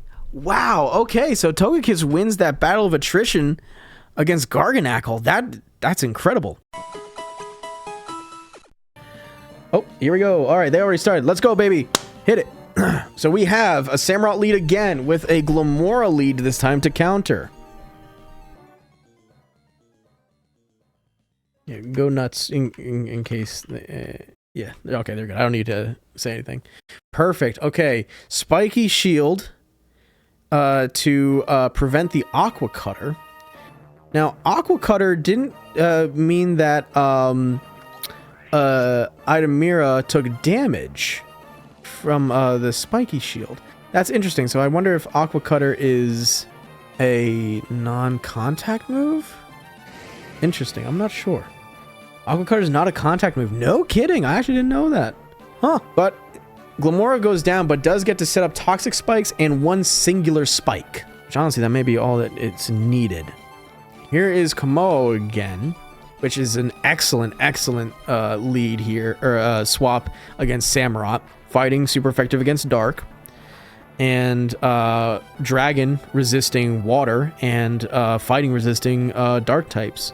So this is a weird place for Eidomera. Because Eidomera either switches here and or goes Terra fighting, tanks the Drain Punch, goes for Sacred Sword. Whoa! Mama! Holy shit! Okay, that Terra just saved Samurott and did a buttload to Komodo. I didn't think it would do that much. But fighting doesn't resist fighting, and neither does Dragon. So now, Wind is in a predicament. Knowing that Aquajet would not kill from here. But Wind knows that he does not outspeed. Oh, but the Aquajet! The Aquajet! The Aquajet didn't kill! Oh no! Oh no, wait, I'm sorry. Wind knew that he would outspeed. Eidomera knew that he would not outspeed, so he had to go for the Aquajet just to get off at least a little bit of chip. That was understood. I misunderstood. I've been doing this for hours. Bear with me. Out comes the Togekiss to clean up Komodo with a quad-effective Draining Kiss. And here comes Clodsire again, which is good against Togekiss here. So I think Wind is honestly at a very good spot. However, we do know that this thing more than likely has Serene Grace, right? And we know that it has Air Slash, which has a chance to flinch, which is huge. And we know that Clodsire is slow. But Eidomera goes for a nasty plot instead to tank a Poison Jab. That's scary. At this point, Stored Power does more than half to Clodsire. This is now turned into a 1v1. In comes Scolipede to soak up the toxic spikes while we're at it, and it is now a Clodsire v Scolipede battle. Now, as far as moves, we have seen Iron Defense, Baton Pass, and X-Scissor from Scolipede. Oh, and Protect. So we actually know all 4 moves that Scolipede has. And the fact that a crit hit Earthquake did 70% to Scolipede. Wow, Wind pulls it out with a second crit. 2 crits back-to-back Earthquakes. This goes to Battle 3. Okay, they are ready.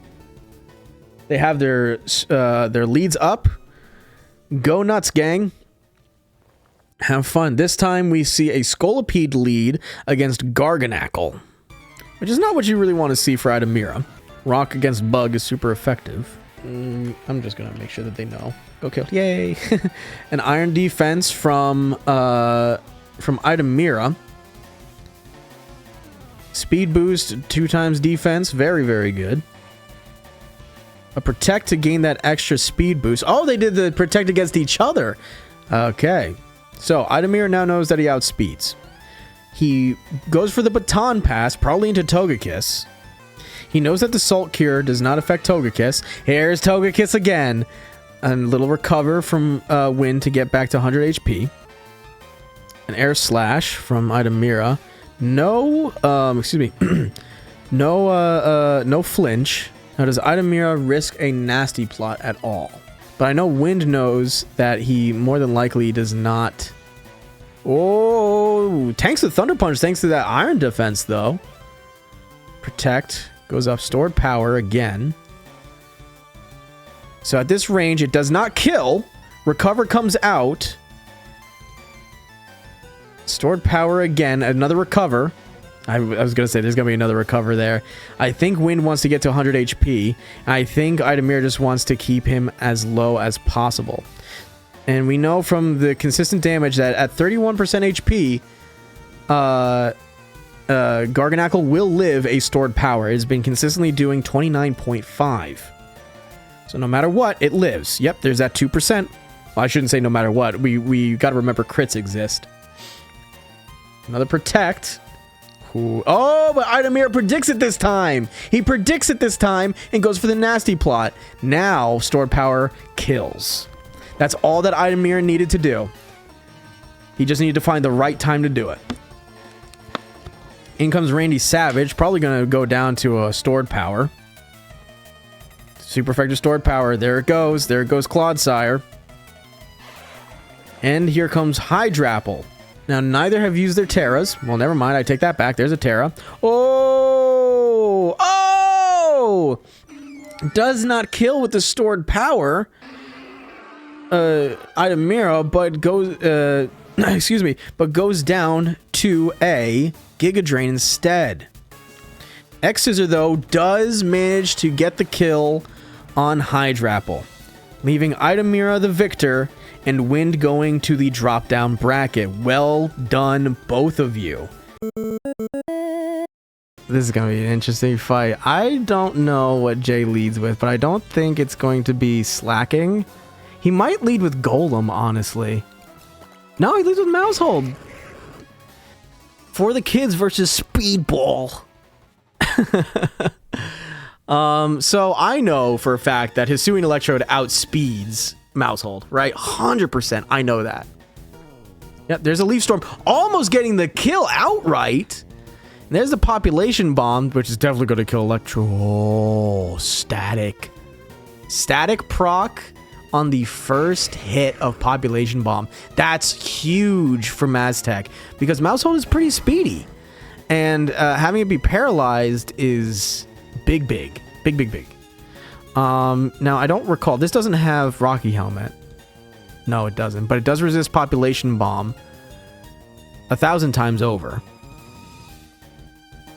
Man, this is just going to keep going, huh? You guys like text documents? You like text documents in your Pokemon battles? The Mousehold dies. Anyways. Jay, I don't know who he chooses to handle this.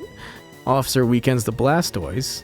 Water Spout almost kills Fortress outright. So close. But Jay knows that he outspeeds and gets the kill with Scald. Now, for those who don't know, Water Spout does damage based on the HP you have. So that was a lot of damage. Spike Ball here does have the type advantage on Blastoise, but we know Blastoise has Ice Beam. Oh, it lives on 1 HP! And the Spike Ball lives on 4! What the fuck? And there's a Shadow Sneak to kill Blastoise. Okay, well... Jay, don't do it again. Jay, you know what happened last time. Jay, you know what happened last time. Don't explode. Don't pipe. Oh my lord. Ooh. Okay.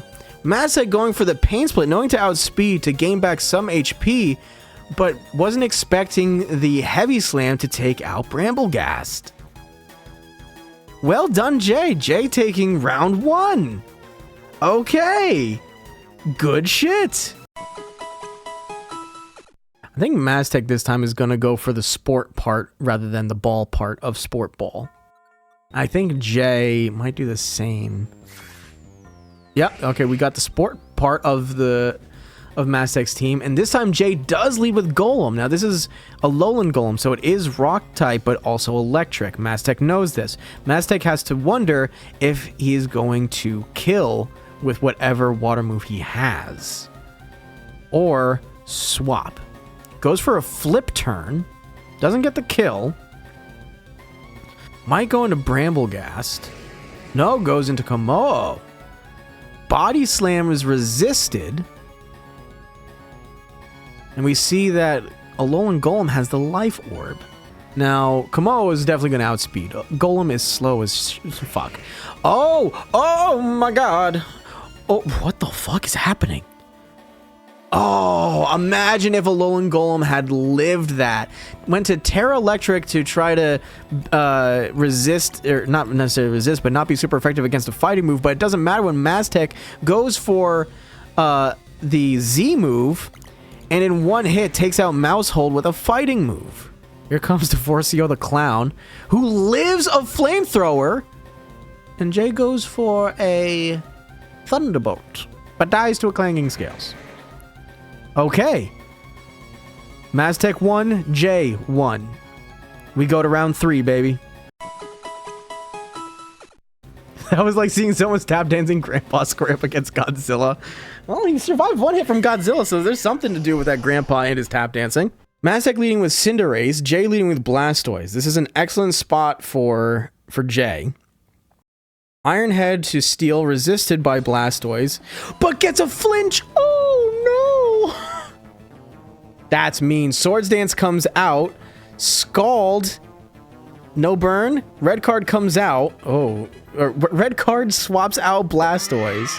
Yay, Tall David! Woo! Yeah. Okay. Jay knows that okay, I'm not even gonna say what I was gonna say. Sports Ball, speedy thing, Steel type currently with ×2 attack. Blastoise comes out. Now we know that with a Scald, Jay will kill here. But it doesn't matter when Spike Ball comes out. Resisted. Now Jay knows that he probably lives a Seed Bomb again. Granted, it's going to be like low for Blastoise, but I think he keeps Blastoise alive to deal with Cinderace. So I think he swaps out to whatever his other Mon is here right now. No, he knows he went for Flatchkin. He didn't go for Ice Beam. Ah. Now Jay knows he doesn't outspeed. He doesn't outspeed here no matter what, so I think he lets Blastoise go down. He got the damage out. Shadow Sneak, yeah. Here comes Couch Dad. Okay. Now, strangely enough, Jay does stand a chance here. Because Slacking does have Truant, but it does hit like a fucking truck. Pain Split to, wow, get so much HP back, but goes down in one hit to a Lash Out. Okay. It is a 2v1 with Couch Dad at just above half HP. Here comes Cinderace again. No longer Steel type. Probably going to go for... I don't know. I wonder if this thing does have Pyro Ball. It definitely does have a fire move, though. Pyro Ball. Couch Dad lives. Truant.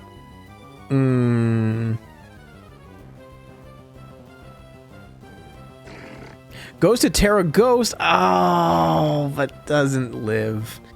All right, and with that, Masteq wins this round. Jay goes to the drop-down bracket. Masteq continues on. We have Mr. Titan versus Alec. Now, this is for elimination. So whoever wins here stays. Whoever loses goes. And with that, we do ready check. Ready. All right, we got one. Attack. I think, man, we haven't seen Smeargle this whole time. I wonder. Oh, we got Orthworm versus Jolteon. Now, we know that Orthworm likes to set up Shed Tails, right? And then swap into whatever comes out next. So, and I think Mr. Titan realizes that as well. I think Alec actually stays in to get off a Thunderbolt, knowing that at least it'll be neutral against the Kingdra when it swaps in. Honestly, Thunderbolt hits everything here, at least neutrally, except for Corviknight.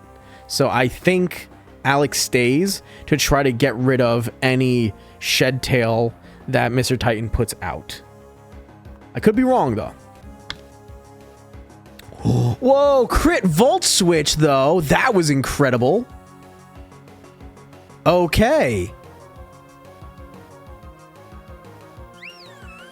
In comes Sylveon. A Metal Burst. Oh, that was the worst switch for Alec. That was the worst switch for Alec. Oh, no. A Protect, though, comes off, survives the Rock Tomb. Now, Alec does not kill here. Swaps to Everclear, hard swap. Tanks the Rock Tomb. Now, I don't know how... The Shedtail comes out. In comes the Kingdra. I think this is what... Oh, no. Uh-oh. Uh-oh. Here's the setup, gang. Uh-oh. And the substitute doesn't fade. Uh-oh. Dracometer comes out. A critical hit. Oh, my God. Vaporeon lives, though. Holy shit. Vaporeon lived. Maybe goes for a... goes for a Detect to see what happens. Goes for maybe a Yawn. Now, also remember, Dracometer is not 100% accurate either. So all that it takes is one miss, and Alec is back in this. There's the crit. Kills Everclear.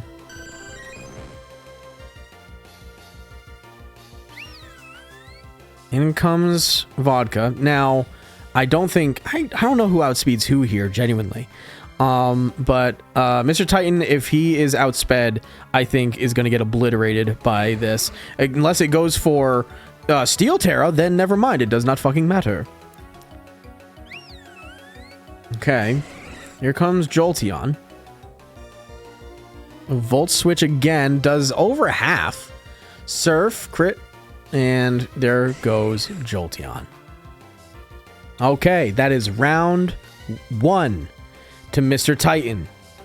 We go now to round 2.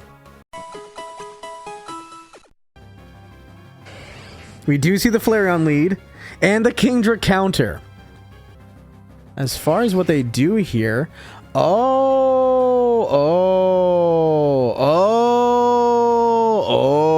Okay, well, hold on now. The crit hit boost is up. Now, Focus Energy only increases the likelihood of those things happening, by the way. The Sniper ability increases the damage of crits. Now, Alec has to hope that he outspeeds. Because if he can get if he can outspeed and hit this thing with, say, Superpower, he might get the kill. Draco Meteor, crit. Doesn't kill. Oh, no. Here comes the Jolteon. Now, Jolteon definitely outspeeds here. I don't know Flareon's speed off the top of my head, but I know Jolteon is wickedly fast. Steel Terra goes for the Detect. Protects against the Surf. Honestly, that genuinely, I'm not gonna lie, I think that was a good Detect to see what Mr. Titan would do. Because now Alec can work around the the Terra. The Hyper Beam did not get the kill. Here comes Sylveon again. Flash Cannon critical hit, and there it goes.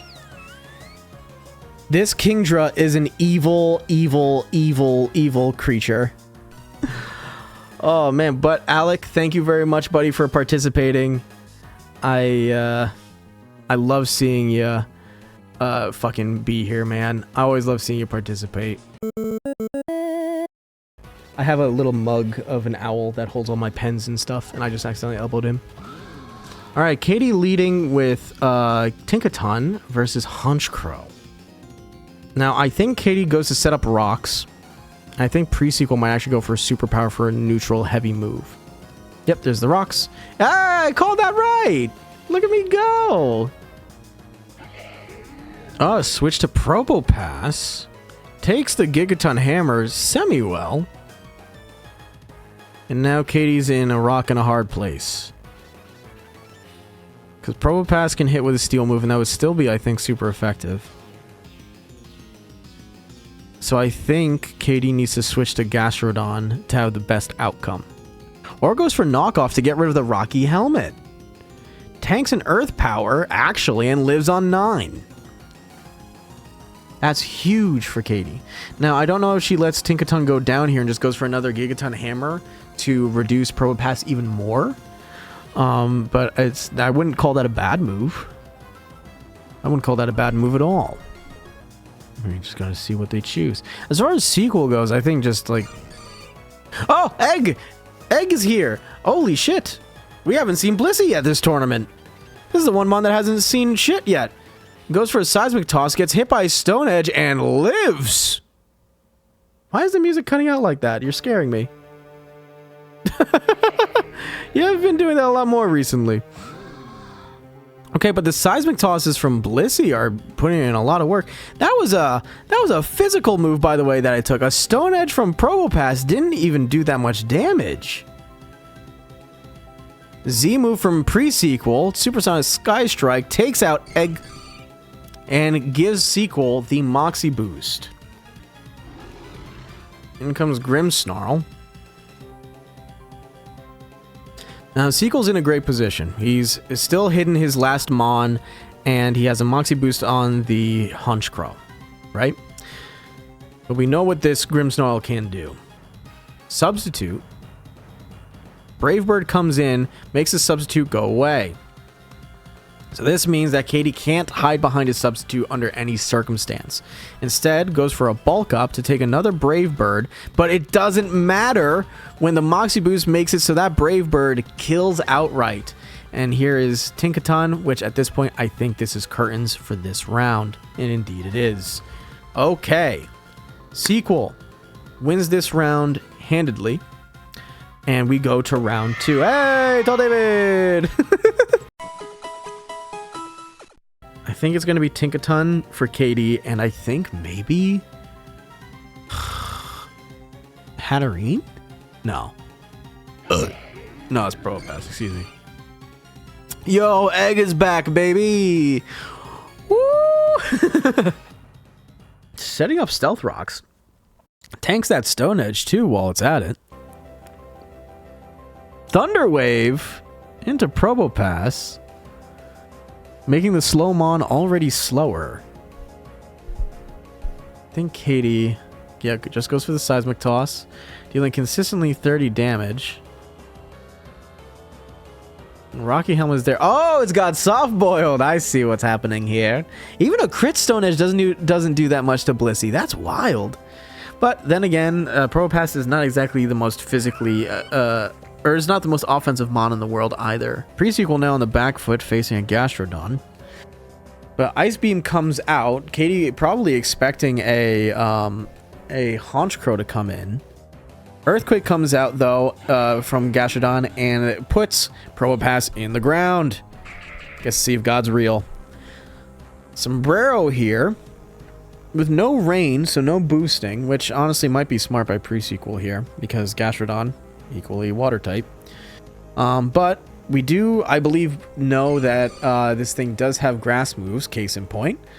Okay. And with that, Blissey tanks that Giga Drain, tanks another one while it's at it, gets a Soft Boil to heal again. Ice Beam, equally very little damage, and gets paralyzed.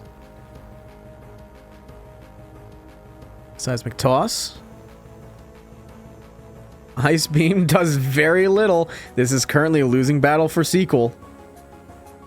Giga Drain not doing much to keep Sombrero alive further, but will survive another Seismic Toss for sure. Paralyzed, though, ensuring that it gets nothing off. One more Seismic Toss to put it away, and sends it this time up to heaven. Hunchcrow here now. We know how dangerous this can be, and Katie knows it too. Katie, knowing that it probably won't survive a physical hit from Hunchcrow, swaps out to Gastrodon. Good call. Oh, Gastrodon has Rocky Helmet. Did we know that? Did we know that? I don't know if we did, but that is an excellent move, though. A superpower comes out, takes down the Gastrodon, reduces Hunchcrow's defenses, at physical defense at least, and gets it at a neutral attack with Moxie. Brave Bird does an absolute number on Blissey, but because of the recoil from Brave Bird, Sequel has Hunchcrow kill itself, and Katie takes the win. Recoil death, yeah, because Blissey has such a high HP stat, that was enough to kill Hunchcrow. That's crazy. That's cool, though. Well done. Yeah, this is third round. This goes to third round. Sequel 1, Katie 1. So we go to round 3. All right, this time a Hatterene lead from Presequel and another Egg lead. Stealth Rock's up again, but Magic Bounce on Hatterene. I think that's the first time we've seen that. Oh, that's funny. Oh, that's very funny. Okay, so what Magic Bounce does is any hazards that get tossed out reflect back to the one who sent them. It's literally just the U.S. mail. Queen Bonk coming out. Misty Explosion resisted. Pops the balloon, though. Now, in Trick Room, I think Tinkaton will be outspeeding Honchkrow, I think. Magic Bounce reflects all stats moves, not just hazard placement. Oh, shit. Never mind then. Oh, no. Oh, Honchkrow actually does outspeed. Crazy. While Queen Bonk has taken a significant amount of damage. Terra's to Ghost to be immune to the... Whoa. Whoa, Katie, what a move. What a turn. Katie went to Terra Ghost to bait the superpower to then encore Honchkrow, forcing the swap. That's crazy. That's huge. Katie, what a turn. What a huge turn. Hydro Pump misses. Knockoff comes out, gets rid of nothing. Did it not have an item? What? Wait a minute. Did it already get... What? What? Well, now I'm confused. I don't know what item's there. You can't knock off Z crystals. Oh, that's right. We do know that the Ludicolo has Z crystal. Never mind. Thank you. I totally forgot about that. But Ludicolo goes down to Blissey. Katie is now in quite the spot. Z move from Honchkrow, Sky Strike, takes out the egg, scrambles it on the ground. Gastrodon now here to try to clinch the win. Katie has health advantage, but not by much, and Presequel does have the Moxie boost. Giga Impact doesn't kill, does recoil, Ice Beam comes out, doesn't kill, but because of Giga Impact, Honchkrow has to recharge. Oh no, Katie! Katie doesn't go for the kill, goes for the recover instead. Lives on 2 HP! Honchkrow goes down again! Oh my god!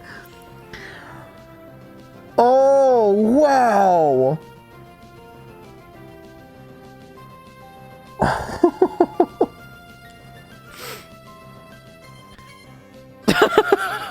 Sequel. GG, Katie, GG. Well done, both of you. Tall David even says, hey, yay, hell yeah, woo. Well done. Wow, what a fight. Okay. Well, with that, Sequel, thank you so much for participating, man. It's good to have you pop in for your first Tall David tournament, and we hope to see you in another one. Katie moves on to the Dropdown semifinals. And next up, we have Wind versus Jay. All right, Jay leads with Mousehold and Wind, Glamora. A spiky shield from Wind, which is huge to block the population bomb and get at least one bit of chip off on Jay. Another population bomb goes out, resisted though. Oh, and the toxic debris goes out, and it seems that Glamora has Rocky Helmet, yet again doing more damage to Mousehold than Jay is dishing out. And here's the text document again, everybody. Remember, this is going to be on the quiz.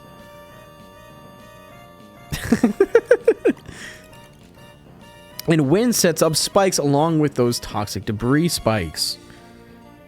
Jay, I have made a mistake. Okay, well, here's Divorcio the Clown, who is unaffected by the spikes, telling me that they have heavy-duty boots. Well, Jay is in a better spot, at least type effective-wise.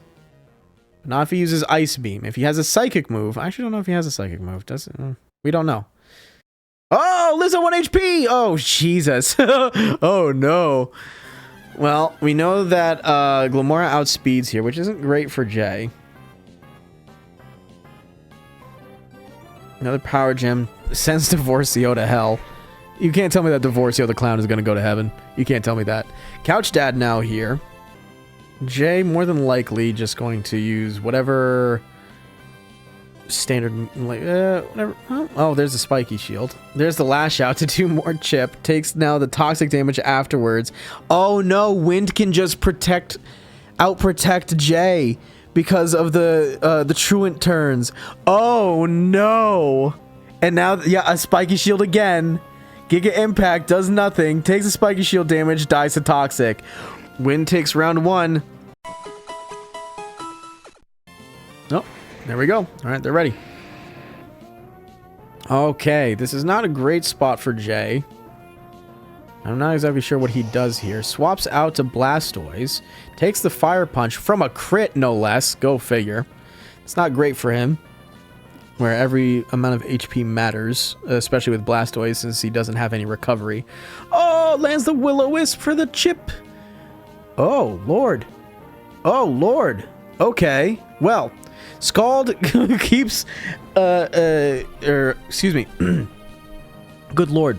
Scald doesn't kill Emboar in the first round, but it does in the second. But with that burn, it is a complete equal turn. Wind loses 1, Jay loses 1. Both still have Mons at full HP. The only difference is that Wind knows what one of Jay's is. In comes Mr. Rhyme again, which is a great answer to Clodsire. So Jay has the upper hand here. Terra Ice Beam barely doesn't kill. Oh my god, a freeze again! Another freeze. This is the third Ice Beam freeze we've seen this tournament. Oh man. Jay now up 1 Mon. Now if Wind has Hydrapple, he's in trouble. No, he has Garganacl. Okay. Jay doesn't like to see this. Another Ice Beam. Whoa, crit Ice Beam! Oh no. Okay, well, we know that Jay outspeeds. This is, I believe, it for this round. Because Jay outspeeds, doesn't die to Salt Cure, not even close, and with another Ice Beam, clinches the win. Wow, that Ice Beam crit was huge for Jay. Okay, round 3 again. Hell yeah, guys. Bokeh. That's not... I said no-K. I mean bokeh. Bokeh. There we go. Here they go. Started off. A great lead again for Jay. But Jay forgets that Clodsire has Water Absorb. Goes for the Flash Cannon instead of an Ice Beam. Which I think we've seen Blastoise with an Ice Beam, right? Yes, we have. Earthquake doesn't take out Blastoise quite yet. But I think, I'm actually not sure. I think Clodsire wins this HP argument. Earthquake, yeah, okay. Thought so. Oh yeah, 38 HP, yeah, no, absolutely does. In comes Divorcio the Clown again. I love seeing this angle of him. He's so happy. Look at him go. He's so happy about divorce.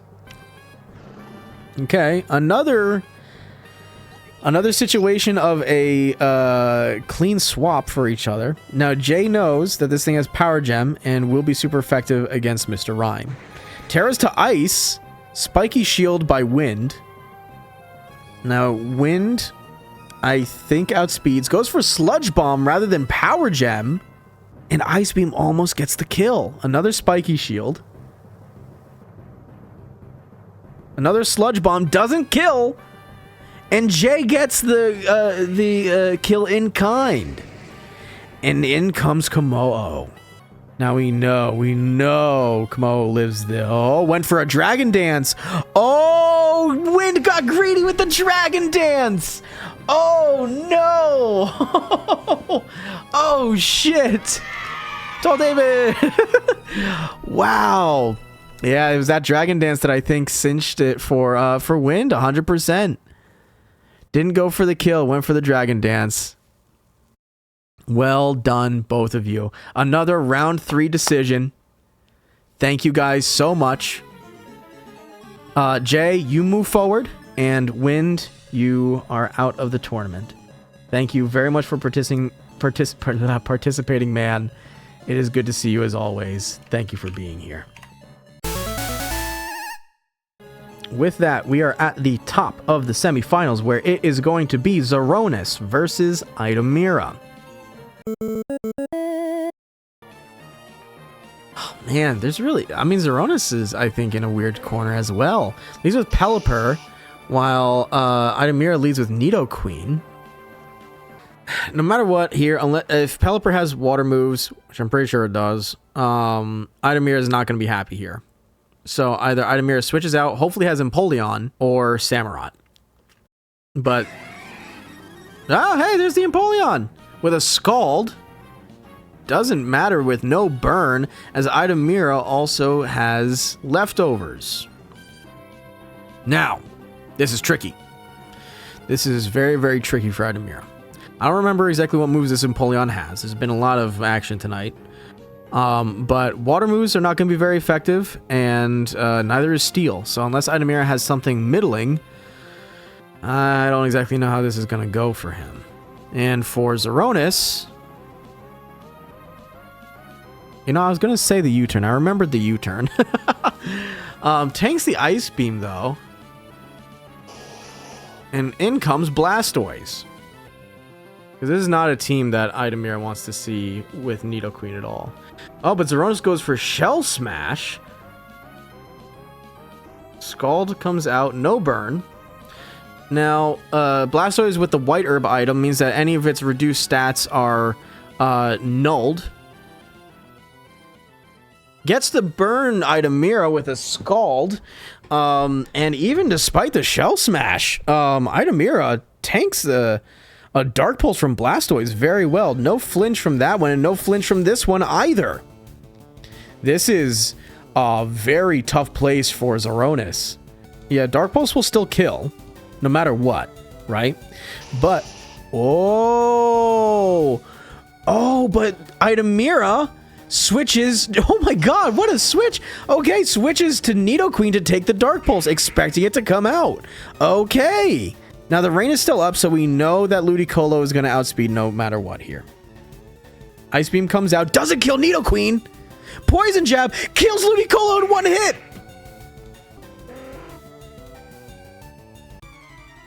Poison Jab doesn't get the kill, but gets a poison. Oh my god. I also didn't think Nidoqueen would outspeed Pelipper like that. That's crazy. And the rain is gone, and Drizzle doesn't reactivate unless on entry, so... And now we see Eidomera's last one was Chandelure, and Eidomera takes game 1. Well done, Eidomera. Well done. This time, a Fire Team lead for Xoronis, and Eidomera leads with Scolipede. Now, this is not great for Eidomera at all, Fire type being super effective against Bug. But goes for the Protect. Overheat. Gets the speed boost. Now, what does Eidomera do here? Baton passes immediately. Goes into Samurott to give it the speed boost and resist the overheat. And Torkoal has the eject pack. So when that item does is when it is... when Torkoal loses stat, it automatically switches out, which is what overheat naturally does. So at this point in time, Eidomera does outspeed 100%. But the question is, does he have anything that can really kill Venusaur here? We've seen a lot of moves, but I don't think any of them without crits one-hit KO, and even with a crit, I don't think it does. He switches into Togekiss, which is not a bad switch, expecting the grass move. But this is also a poison type, which we have seen Sludge Bomb, and it does kill Togekiss. So I think Eidomera this time, now goes into Scolipede, to hit Venusaur, potentially with an X-Scissor, because I don't know from this range it would kill. The Strategic Bomber fell. It did. Weather Ball. Oh! But Scolipede has a Sash! X-Scissor comes out, doesn't get the kill, but the speed boost is now going to ensure that Scolipede outspeeds, especially with the sun gone. Because Venusaur more than likely has chlorophyll. I'm willing to bet. In comes Torkoal again. X-Scissor comes out. Another speed boost. Baton passes back into Samurott. Gets it ×2. Goes for Solar Beam. Torkoal takes the kill. Xoronis figuring that's exactly what Eidomera would do. That was a very good read. That was a very, very good read. And X-Scissor into Torkoal. This is the end of this round. Yeah, here's the fire team. Ah, this time. Okay, Eidomera guessed correctly. It is the fire team, and he brought Chandelure. That's huge for Eidomera. And it's honestly not that bad of a lead either. So now Xoronis has to guess what this is going to look like. Dark Pulse doesn't get the flinch, but Eidomera gets yawned. Now Eidomera either switches out here or stays in just to get a little bit more damage off on whatever comes in now. But I think at this point, maybe Chandelure is too invaluable to Eidomera, and Xoronis has a lot of wiggle room. Like a lot of wiggle room. Oh, goes for the attack either way.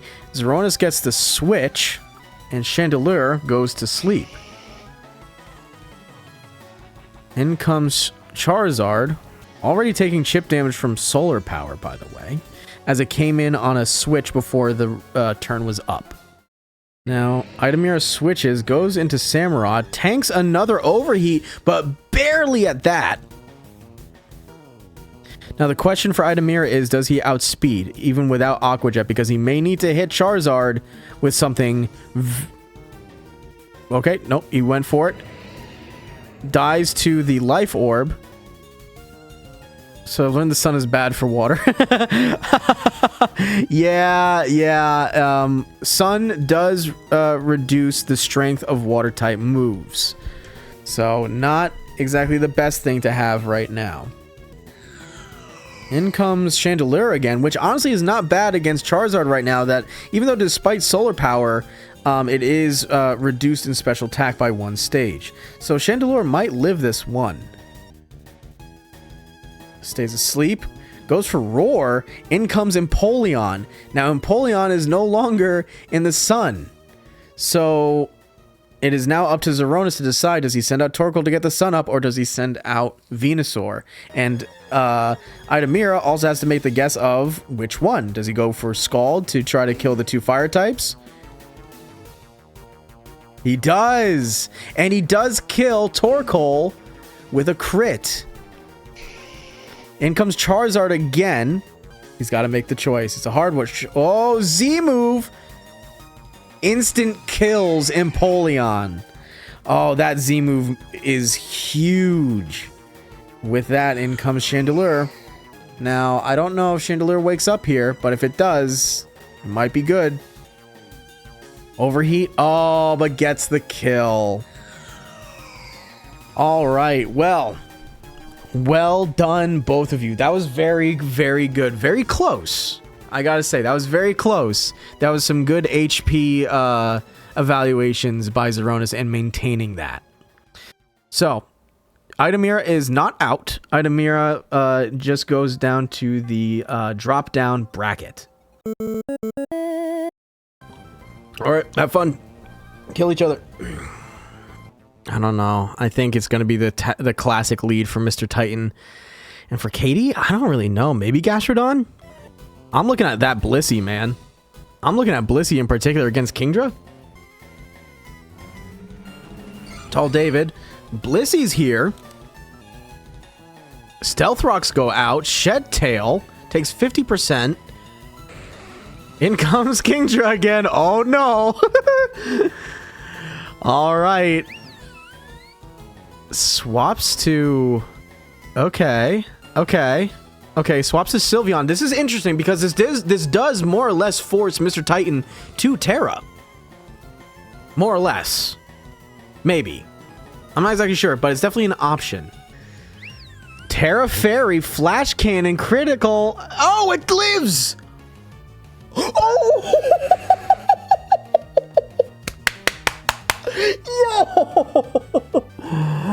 my lord. Okay, so if anybody's wondering how that happened, Hyper Voice goes behind Substitute. So there's no hiding behind Substitute for Kingdra. Oh, Katie, I don't even think knew that. Yeah, Katie, it goes behind Substitute. Yeah. That was awesome. That was so cool to see. We see the sweeper Kingdra go down. I'm surprised, first of all, that Sylveon lived to a crit flash cannon. Well, I guess it wasn't stab, so that does make more sense. That's crazy. Okay, a roost from Corviknight. I have to root for Corviknight. It's shiny Corviknight. It's me. The Hyper Voice keeps chipping it down. Another Iron Defense. Now, this does not kill unless it's a crit. Does not. Another Roost. Another Hyper Voice. Roost again. This is a battle of HP values for sure. In comes Spite. Spite! Oh, that's fun. So that... How much does that reduce? So there's no more Hyper Voice PP. Oh. So since there's no more Hyper Voice PP and it went to Struggle, that tells us that Sylveon is Choice Specs. So that means it couldn't swap moves. Ah. I see now. Flamethrower comes out, does not even get close. Mr. Titan just going for the PP reduction, making that PP real small. I'm so sorry. Which is crazy because this Corviknight we saw has pressure, which reduces PP even more. So Spite into... Oh my lord.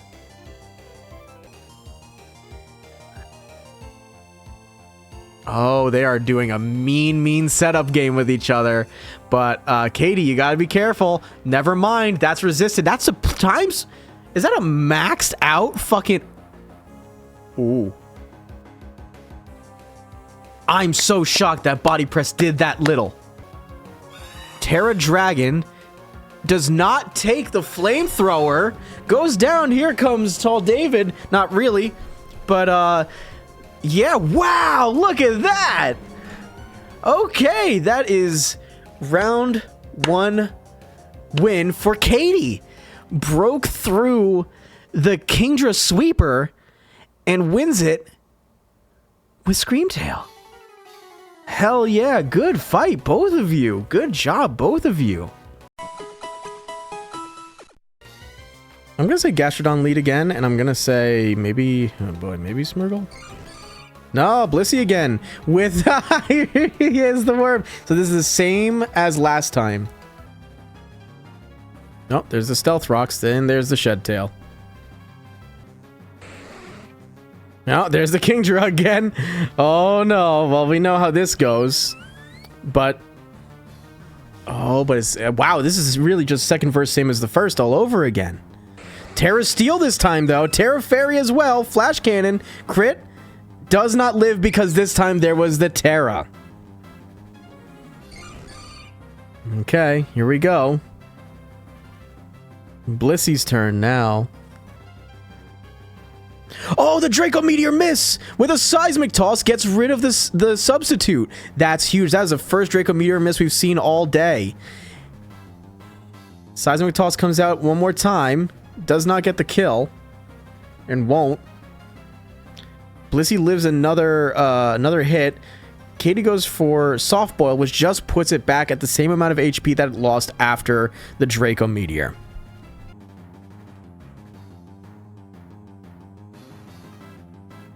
Okay. Soft Boiled again. This time a little bit more HP back, but not a hell of a lot. I wonder if Katie's waiting for a Draco Meteor miss. I wonder. How much PP does Draco Meteor have? Has 8, and we're already down to 4. So, I mean, Katie actually, I think, has the right idea. Surf does even less. Another soft-boiled. Draco Meteor again. But this time, a Draco Meteor will get the kill. Yep. Okay. It is now up to... Oh boy, here's Screamtail. Here it is. Now, I believe a flamethrower does kill from here. It does, and there goes the Kingdra again. Oh, wow. Oh, wowie, wowie, woo. Wowie, wowie, woo. Oh, man. It's back to the Screamtail, man. We've seen Screamtail do a lot of work. Might go into Orthworm to try to... Oh, the Annihilate. Hey, Abraham Lincoln's back. I kind of miss this guy. All right. Now, what does Katie do? Psychic Noise, super effective. Heal block. I don't know if that mattered here. Ooh. Ooh. Ah, oh no, but here goes. Oh my god, lives on 1? Low rolled Shadow Claw? Because before it did 50. What the fuck? Wait, I don't know what kills here. Does a flamethrower kill? I don't know, Earthworm. No, it doesn't. Oh my god, that was so close. GG's, that was really, really, really close. Wow. Ah, Tinkatongue is here. Oh, we see Grafii. Hey, buddy. Haven't seen you in a hot second. Oh, a knockoff gets rid of the air balloon and takes the heavy-duty boots from Grafii. And Katie does set up the stealth rocks. Interesting.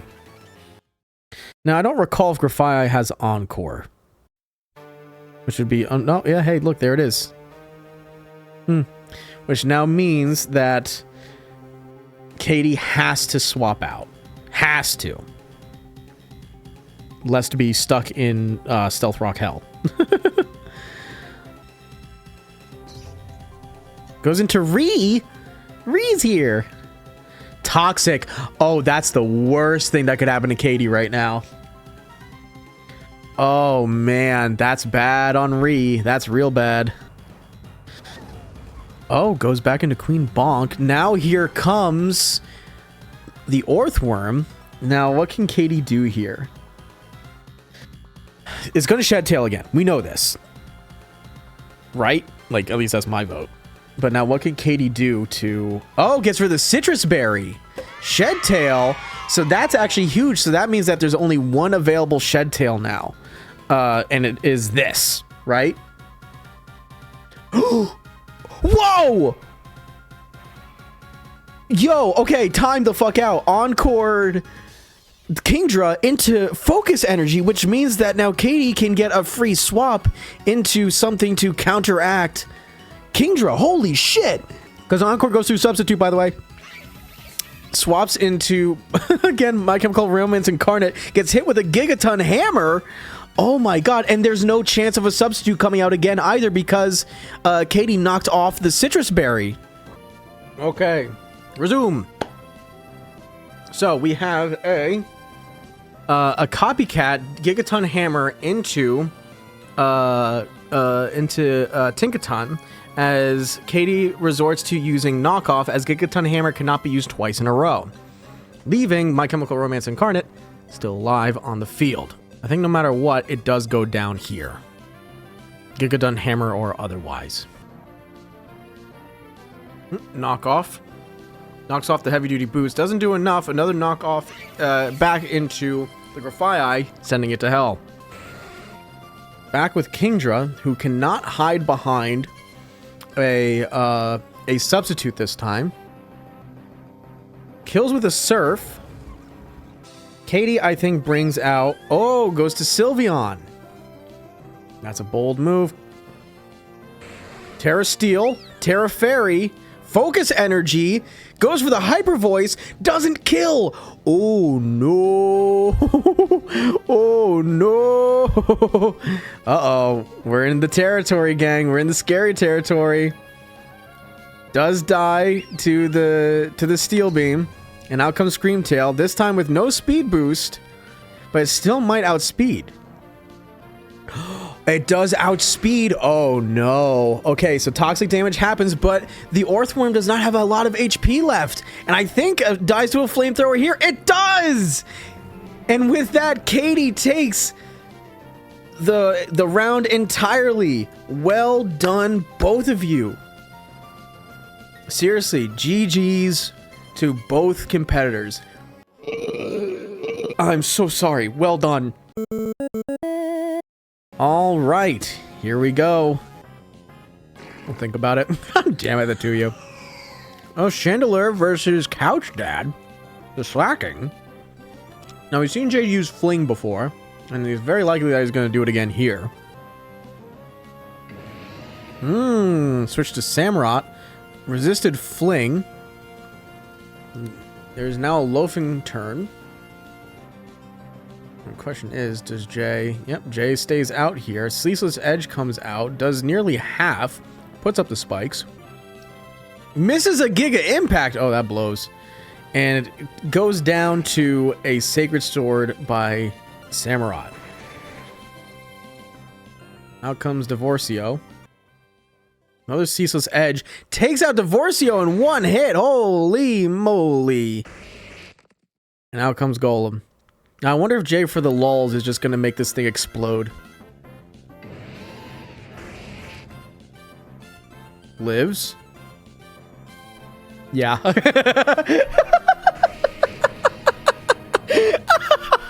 I knew it. I know my best buddy like the back of my fucking hand. I knew it.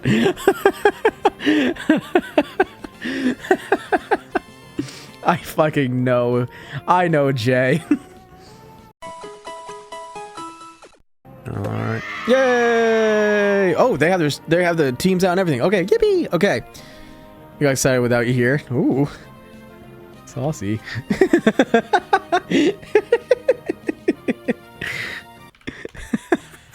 These fucking two. I swear to God. Flamethrower comes out, kills the Decidueye in one go. Oh, fuck. Out comes Mousehold. Jay immediately in a deficit, having lost Decidueye in one go. Now, Jay can't Population Bomb, because Chandelier's a ghost type. Bite almost kills, though. Gets the flinch, too! That's crazy. Jay running Bite, which leads me to believe... Well, actually, no, it's definitely Technician. So, Technician is an ability that increases low power moves and increases them. So, the fact that Jay's running Bite tells me Technician. In comes Failrot. Now, I'm pretty sure Mousehold outspeeds Samurott. So, Eidomera might actually Terra to Fighting to resist a Population Bomb. Oh, they both Terra! Oh my lord. Oh my lord. Oh my lord. Oh my lord. Ah! And with that, Samurott goes down. That was very unfortunate for Eidomera. Bite. Okay. In comes Nidoqueen, which I think a Population Bomb Terra Normal takes down Nidoqueen. Oh, yeah. Oh, Poison Point. Okay. Okay. Okay. Okay. And there it goes. And with that, Jay takes round 2. Okay, there they go. I don't even have to give him the heads up. All right. It is Blastoise versus Empoleon. We've seen this before. It did not go the way that people expected. Water Spout resisted by Empoleon. Scald equally resisted. No burn either. Another Scald. No burn. Oh, my lord. Oh, but there's a Scald happening on Blastoise. First of all, thank you. Sorry, I don't want to talk over what's happening, so give me a moment. I will thank the donation here in a moment. Thank you, Deezer, for the 100 saying Lamau idiot. Thank you. I appreciate it very much. I love you, man. Thank you so much. I appreciate it. Yeah, as it stands right now, there's just a back and forth between damages here. It's just not very effective versus not very effective versus not very effective. And I think Jay's hoping also for a burn to counteract those leftovers, but it doesn't seem like he's going to get it. He does have one more turn to do it, so let's see if this called procs.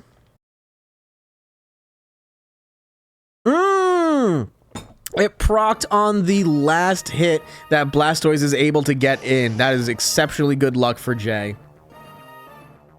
Yeah, they were just slugging it out, really. Did they plan this? I don't think they did.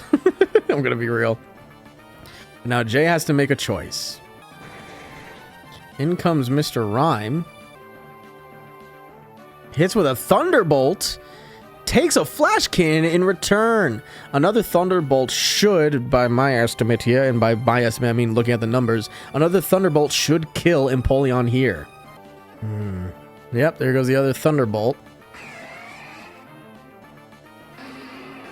In comes Scolipede now. Protects against the Ice Beam. Gets that speed boost. Cares to bug on Scolipede, goes for Iron Defense, does not tank a crit Ice Beam. That crit mattered. That crit mattered so hard, dude. Goes for another Protect. Speed Boost again. Now, does Eidomera do Baton Pass? Yep, indeed he does. Goes to Chandelure. Oh, that's huge. Oh boy. Jay's not going to outspeed here and is more than likely going to get obliterated. Yep. There goes. Oh, Mousehold. Uh-oh. But Failure does have a defense bonus now, so I don't know if Bite's going to kill here. I think it's going to be close, but I don't think it's going to kill. But Jay might get a flinch, which would be huge for Jay. Jay has to bank on the flinch now if he wants to succeed, and Eidomera has to bank on no flinch if he wants to succeed. And hopefully that flamethrower, actually either one-hit KOs or burns. Ooh, unless Eidomera gets the flinch, that's crazy. That's crazy! Oh my god. Oh my lord. The bamboozle, what a twist! Eidomera instead went for the flinch and succeeded. I should have called that instead. Wow. Well, GG. Seriously, well done both of you. Jay, you fought to the bitter end, brother. I'm so happy to see you competing here yet again. In Tall David. Thank you so much, Jay. We are now in the finals, which means that we only have 3 more battles to go. Or 3 more, I guess, matches, I should say. We have 3 more matches to go between the main bracket, Xoronis and Masteq, and then in the drop-down, Katie versus Eidomera, and afterwards, it is the grand finals. So if Xoronis and Masteq could please get set up, I'd be really appreciated. I'd be really happy.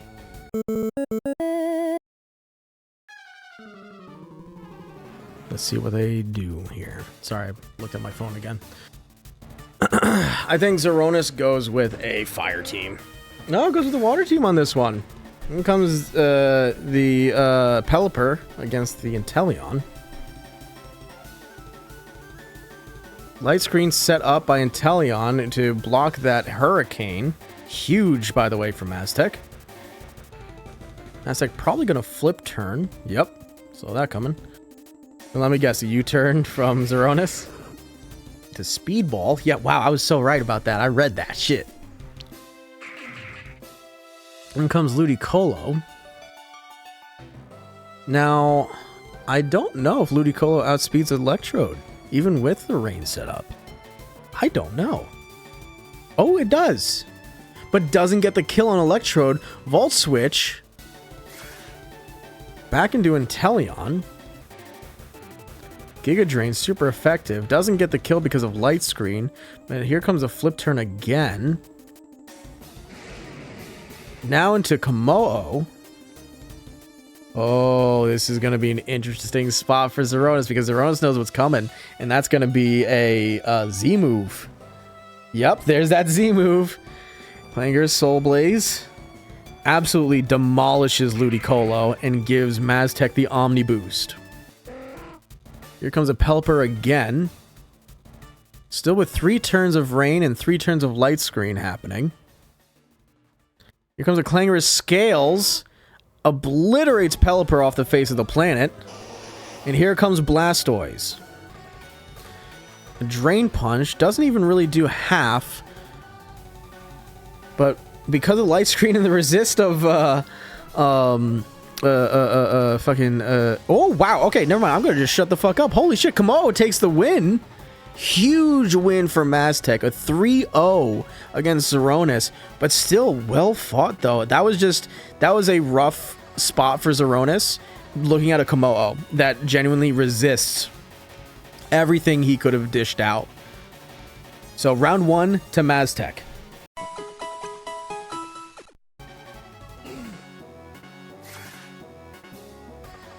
Oh, Zeek, I'm so sorry. Yeah, I was right with the fire team. Masteq leads with Inteleon. Sets up the Light Screen. Absolutely eats the Solar Beam, all things considered. A flip turn. More than likely, I'm going to say Komodo here. Yup. Oh my god, I was so right. Yawn.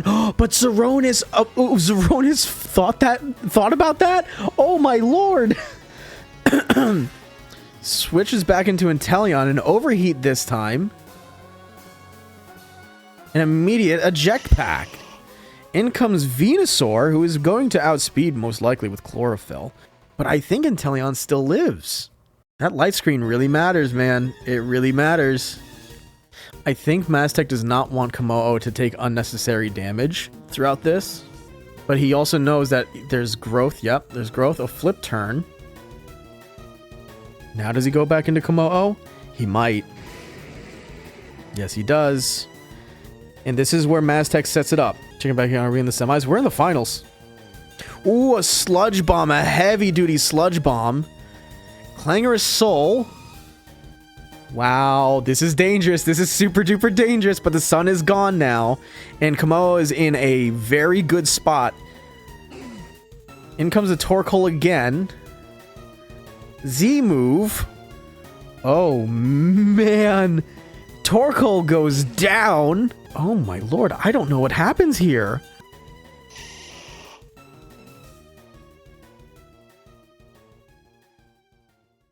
Flamethrower kills Venusaur. In comes Charizard. And Clanger Scales takes out Charizard. Masteq moves forward. Wow-wee. So I'm sorry, I also fucked up my bracket here.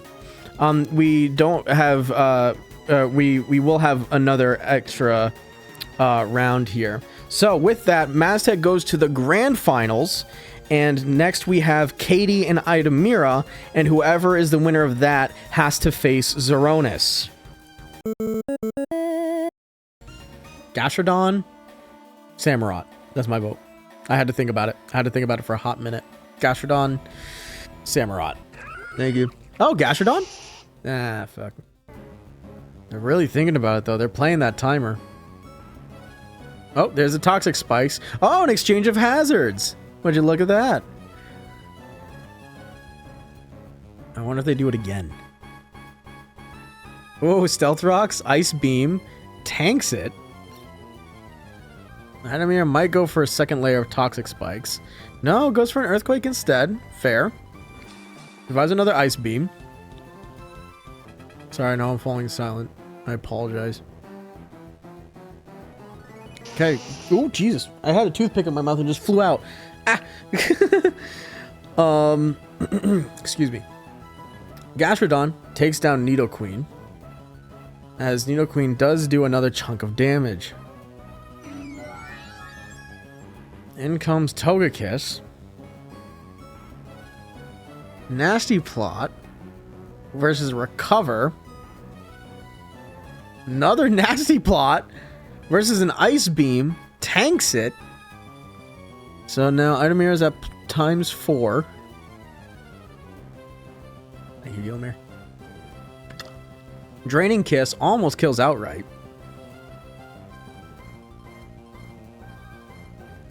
Draining Kiss is a physic? Oh, I mean, yeah, it makes sense. You're giving it a little smooch just to, you know. Alright, and another Draining Kiss takes out Gastrodon. In comes Tinkaton. Oh, swaps into Empoleon. Gets hit with a knockoff, loses the leftovers.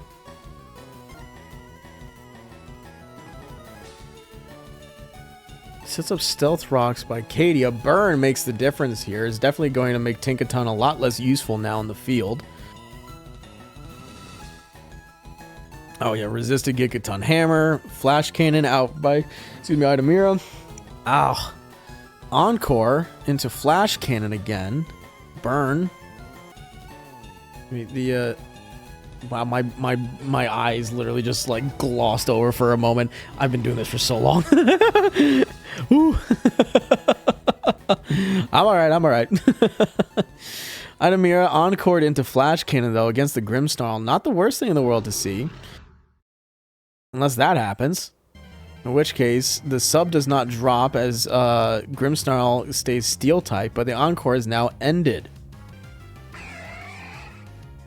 Eidomera also terraces Steel, goes for Roost while, excuse me, Grimmsnarl goes for Bulk Up. Sucker Punch doesn't do all that much, in all fairness.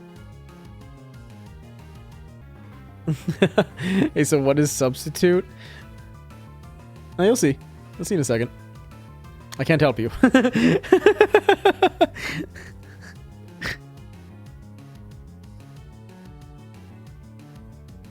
Sucker Punch out again. Resists. Scald. Fades the Substitute now. And I think if Katie substitutes here, I think... Yeah, it would die. It would die, but I think... That means that, oh, well, there's the competitive boost for Empoleon, and I think this is a first match win for Eidomera. Yay! High score. All right, so with that, we go to round 2.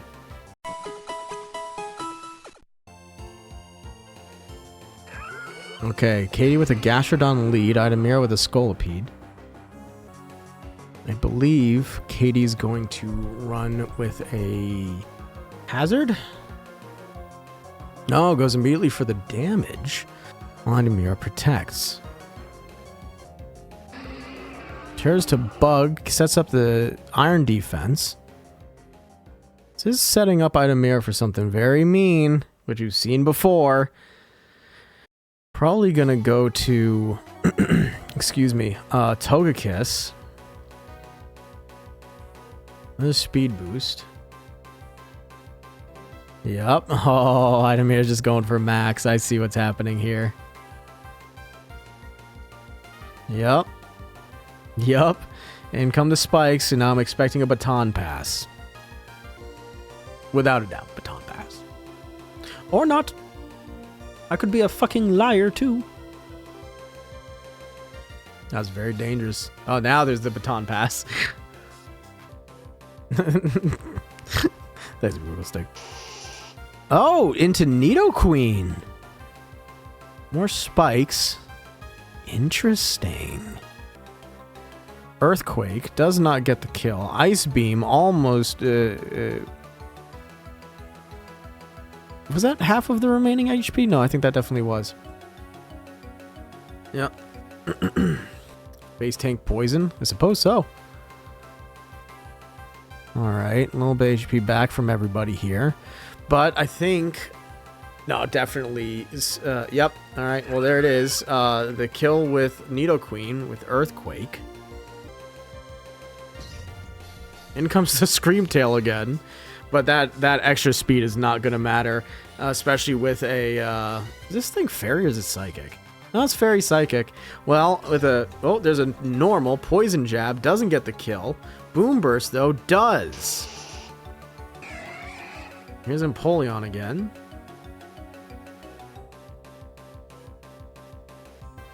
Calm Mind. Oh, I see what's happening here. Oh, the special defense reduction happening right after the Calm Mind. Ain't that something? Well, we know that Screamtail does outspeed. Another Boom Burst. Doesn't get the kill, but no extra Calm Mind. Ice Beam, no freeze from Empoleon. Another Boom Burst. Doesn't get the kill. Neither does Ice Beam. 3% survival on Empoleon, and down goes Screamtail. Here's Queen Bonk, but genuinely, she might be able to take the win here.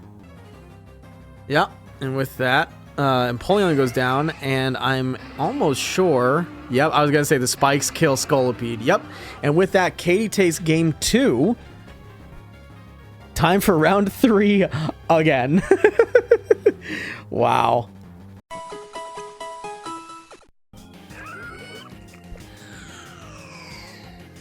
All right. Whoa! Immediately down Gastrodon to an energy ball from Chandelure. Remembered last second she had energy ball. Damn.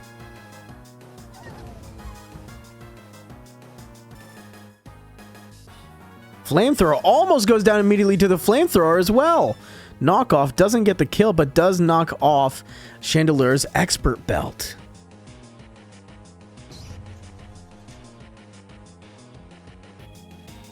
In comes Screamtail again. Goes to Terra Normal, goes for Calm Mind. Oh, what a prediction! The normal Terra to dodge the Shadow Ball. Psychic Noise goes out and takes out Chandelure. Oh shit! In comes Togekiss.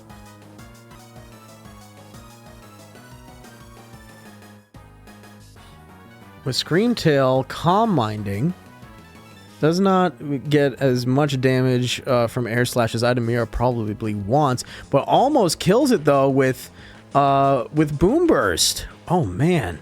Oh man! Okay, and with that, suddenly this is a 2v1. Granted, there's not a lot of HP left on Katie's team, but something might happen here. Boom Burst resists, goes for the Ice Beam, doesn't kill.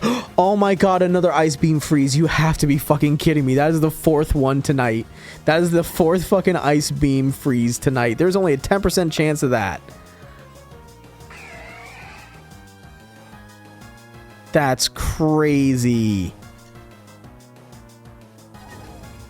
Alright, and with that, I think this seals the deal. Oh, the music doing its thing again. There's a higher chance of the freeze on streams, apparently. Alright, and with that, Katie, you have put up one hell of a fight yourself. Thank you so much for participating.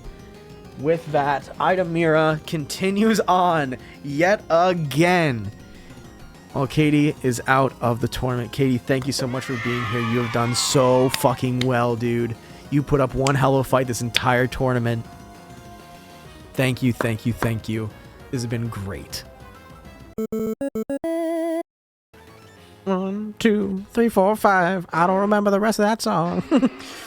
Okay, Xoronis leading with Pelipper and Eidomera Scolipede. Now we know that Pelipper has Hurricane, which Eidomera does not want to see happen. Goes for the Protect, gets the speed boost off. I don't know exactly what Eidomera does here, but he knows. He knows about Hurricane. He immediately Baton Passes. Goes to Fail Queen, who takes the Hurricane, but not incredibly well. That was almost half HP.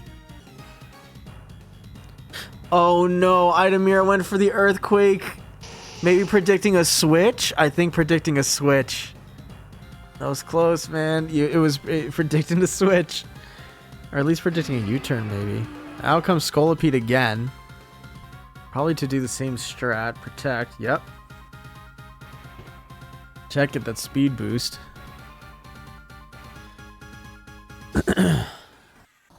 Most likely to baton pass to whoever the magical third is. Yep. Chandelier. U-turn. Okay, Ludicolo has now arrived. I don't know, this isn't looking good. It's not looking good, gang. It's not looking good for round one. I don't know what he does here. Terra Grass! That was a good call, Eidomera. You barely survive. But you got there. But he does not survive another one, and he will be outsped. Ice Beam comes out, takes down Chandelier, leaving only Scolipede left. Protect. Blocks the Hydro Pump. Rain gone. Whatever comes in here is going to be hit most likely with an X Scissor. Yep, there's the X Scissor. Super effective into Ludicolo. And comes Pelipper again. I think Eidomera sees the writing on the wall here. How many hurricanes is there? That's a lot of hurricane. Eidomera, I don't think, is surviving this one. No, definitely not. And the confused just to, you know, say fuck you, right? Jeez Louise.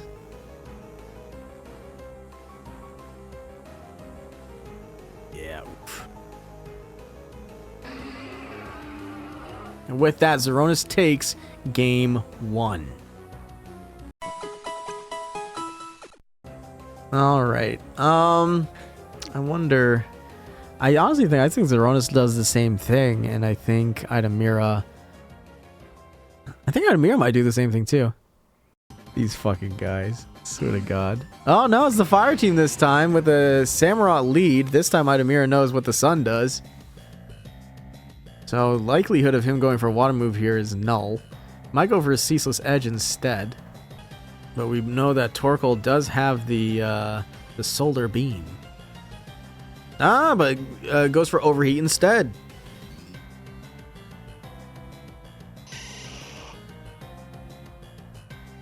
I wonder if Eidomera just goes for another Ceaseless Edge and lets Samurott go down here. Just to get up another layer of spikes. No, swaps into Venipede. I don't think that's a bad move at all, truly. Because resists everything that Venusaur has going for it. But he just has to do damage, I think, with X Scissor. Oh, the Weather Ball. Weather Ball! Now, with ×1 speed, I don't know if Venipede actually outspeeds Venusaur in the sun. But I think it's very close. I think Eidomera just has to do damage here, and Xoronis has to hope for Eidomera. Honestly, I think anything that Eidomera does, Xoronis is happy to hit with Weather Ball. There's a Sash though, but Terra Bug, though, does not do enough to kill. But now with ×2, I wonder if Eidomera goes for Protect here to guarantee the outspeed, or tries to go on the attack for potentially whatever comes through. I don't know. But Xoronis is definitely still, again, happy, I think. Either way, I don't know if he outspeeds right now, though. No, he doesn't! So it needed to be ×2 to outspeed. Interesting. Okay. Well, now here comes a Torkoal again, taking that spikes damage. I think Xoronis goes for a Solar Beam here, just as...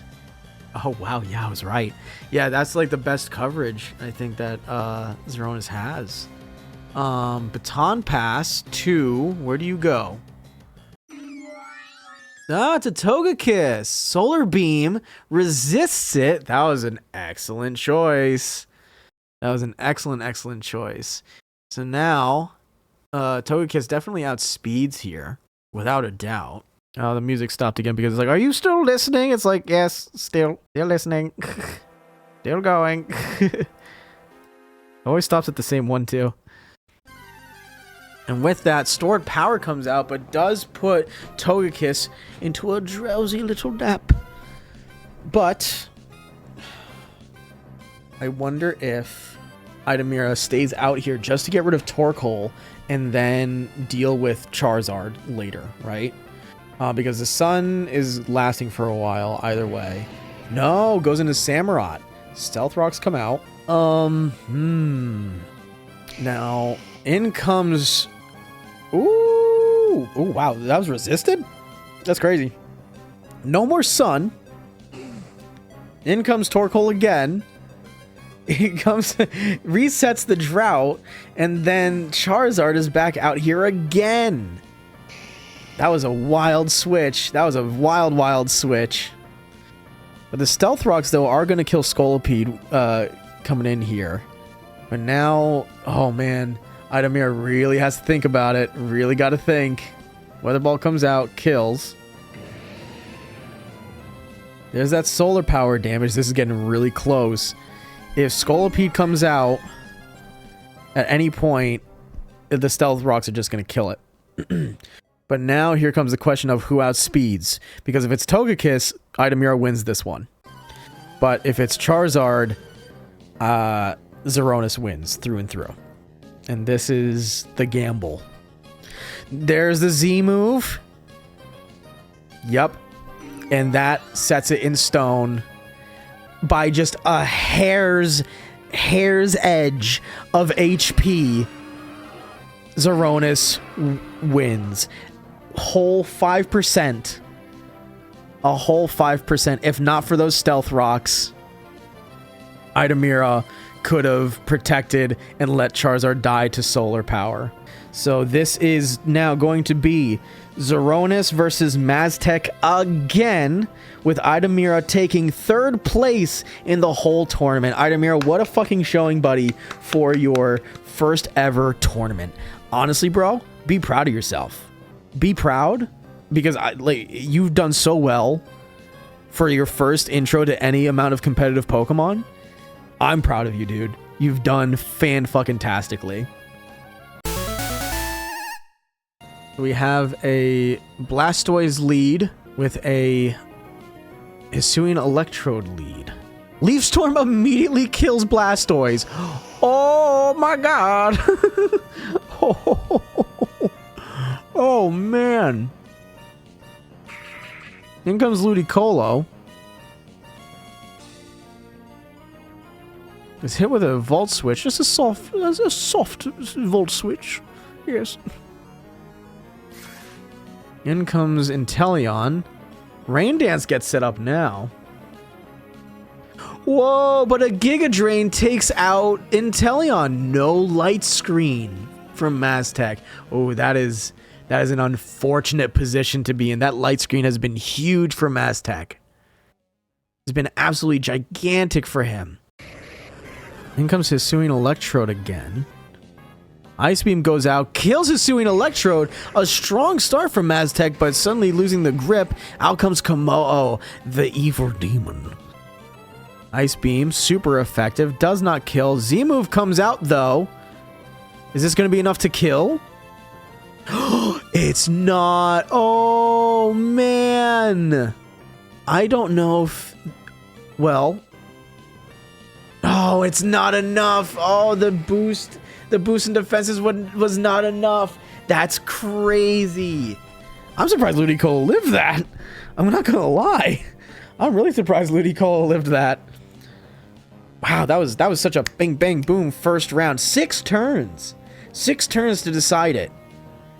Wow. Okay. Round 2 immediately. Torkoal lead this time, and here's the Inteleon.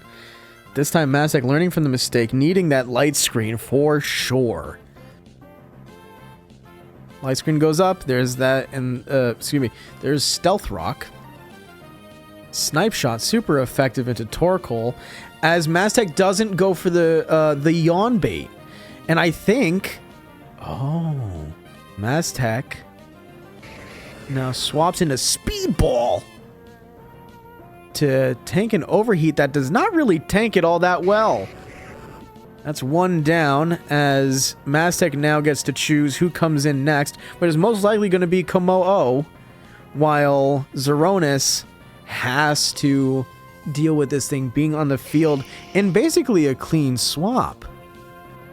I wonder if maybe he brings in Komo'o. Yeah, okay, he's bringing Komo'o as the last thing. No swapping, because he also knows that this Charizard has Roar, which we do know about. So yeah, no, he's not going to set up with a Z move or anything, because he knows Charizard has Roar. That's very clever. That's very smart, Masteq. You remembered. Inteleon survives a Z move behind the light screen, resisted. Wow. Fire Z move in the sun with solar power boost, and Inteleon survives it off of sheer chutzpah and a window. Oh, wow. Okay. Here's the yawn. Another flip turn. Here comes the Komo'o. Oh, he didn't explode. I just had to double check. Into a solar beam, resisted. Does not do a hell of a lot. One turn of light screen up. One turn of light screen. Clangor scales, gets that bonus. Gets HP cut. Yawn. That's dangerous. That's dangerous. That's very dangerous. Inteleon. An overheat misses. Oh my goodness gracious. Oh, Masteq, you gotta really think about your next move here, buddy. You really gotta think about your next move here. Snipe shot. Okay. Sun goes down. Masteq, you know. Or, I mean, maybe he does. I don't fucking know. Yeah, okay, I was gonna say the Torkoal comes out again. Okay, how about the light screen? Light screen goes up. Oh my lord. I'm ready to sweat. Okay.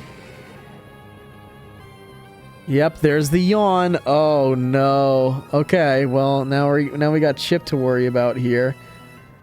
Gracious goodness lordy. Inteleon comes out. Overheat fails. In comes the Komo'o, just so Masteq doesn't have to deal with yawn. Now Masteq goes for the drain punch. Gets a little bit of HP back. Now, Xoronis knows he's not gonna kill with basically anything that he has. And Masteq still has a Z move. It may not kill Venusaur. Okay. No poison. Flamethrower does get the kill. And with that, Masteq wins round 2. Wow, that was spooky. Okay. And with that, game 3. 1-1. Oh boy. Yeah. Long David. David Long. Tall Long Dave. Long Tall. Okay, it's a water team for Xoronis. Oh, but we see a swap up here to Sports Ball. Ironhead goes to Steel for Libero. U-turn from Pelipper. Now, the red card, though, keeps Xoronis from being able to choose. Oh! Ooh! So, Acrobatics crit hits Blastoise. Shell Smash goes out. Oh, man, that's huge. That crit is big for Masteq. Terrible for Xoronis, who misses a Hydro Pump and loses Blastoise. Oh, to an Acrobatics. Oh, no. Oh, no. Say it with me, gang. It was not 100% accurate. It's 50% accurate. But Cinderace goes down to the Z move from Ludicolo. And suddenly, back on even footing between the two. Equal in HP across the board. Ice Beam, super effective on Komo'o, but here comes the Z move. Oh my god, 5%. 5%. Oh, man. A swap to Inteleon. Masteq learned from last time. Do you set up the light screen now, Masteq? You don't outspeed, but you do... Oh, my God. Xoronis swaps to... Oh, man. That's... I'm sorry. Oh, no, the confusion on Masteq. But gets the light screen up. Oh, my God. I'm stumbling over my words now. Snipe shot again into Pelipper. U-turn from Pelipper. Back into Ludicolo. Oh, man. Here comes the drizzle. Oh, my God. But Inteleon hits itself in confusion. Oh, my God. Confusion cured. Pelipper goes down to the snipe shot in the rain. Here now comes Ludicolo. Giga Drain, super effective, does kill, gains back some HP. It is now down to a very speedy Ludicolo to a damaged Komodo. Both low HP, super effective. Komodo lives on 9! Oh my God! Wow! What a final fight. That was so close. Inches from each other. Inches. That was really good, you guys. Well, with that, Masteq, you are the winner of the Tall David tournament. Let me kill the battle music here. Let me go back to the desk and let me put on the nice music. GG's all around, everybody. Seriously, this was so fucking cool to watch. So many good fights. So much just fucking incredible plays, incredible amounts of fun. I loved the banter that everybody was having. It was good, healthy, fun banter. I was so happy to see you guys doing that with each other. You're welcome for hosting. This has been my absolute pleasure. I love these tournaments so much. I really do. Good tournament all around, everybody, from the competitors to the viewers to everybody here. Thank you so much for being a part of this with me and bringing this tournament to life, gang, because I can set it up all I want, but without participants and without, people interested, this doesn't exist. So this is as much my creation as it is yours. So thank you genuinely, everybody. Thank you for the fights. Thank you for the fun. This has been awesome. Seriously, thank you as well. I see everybody saying good tournament. Thanks for hosting. I appreciate it.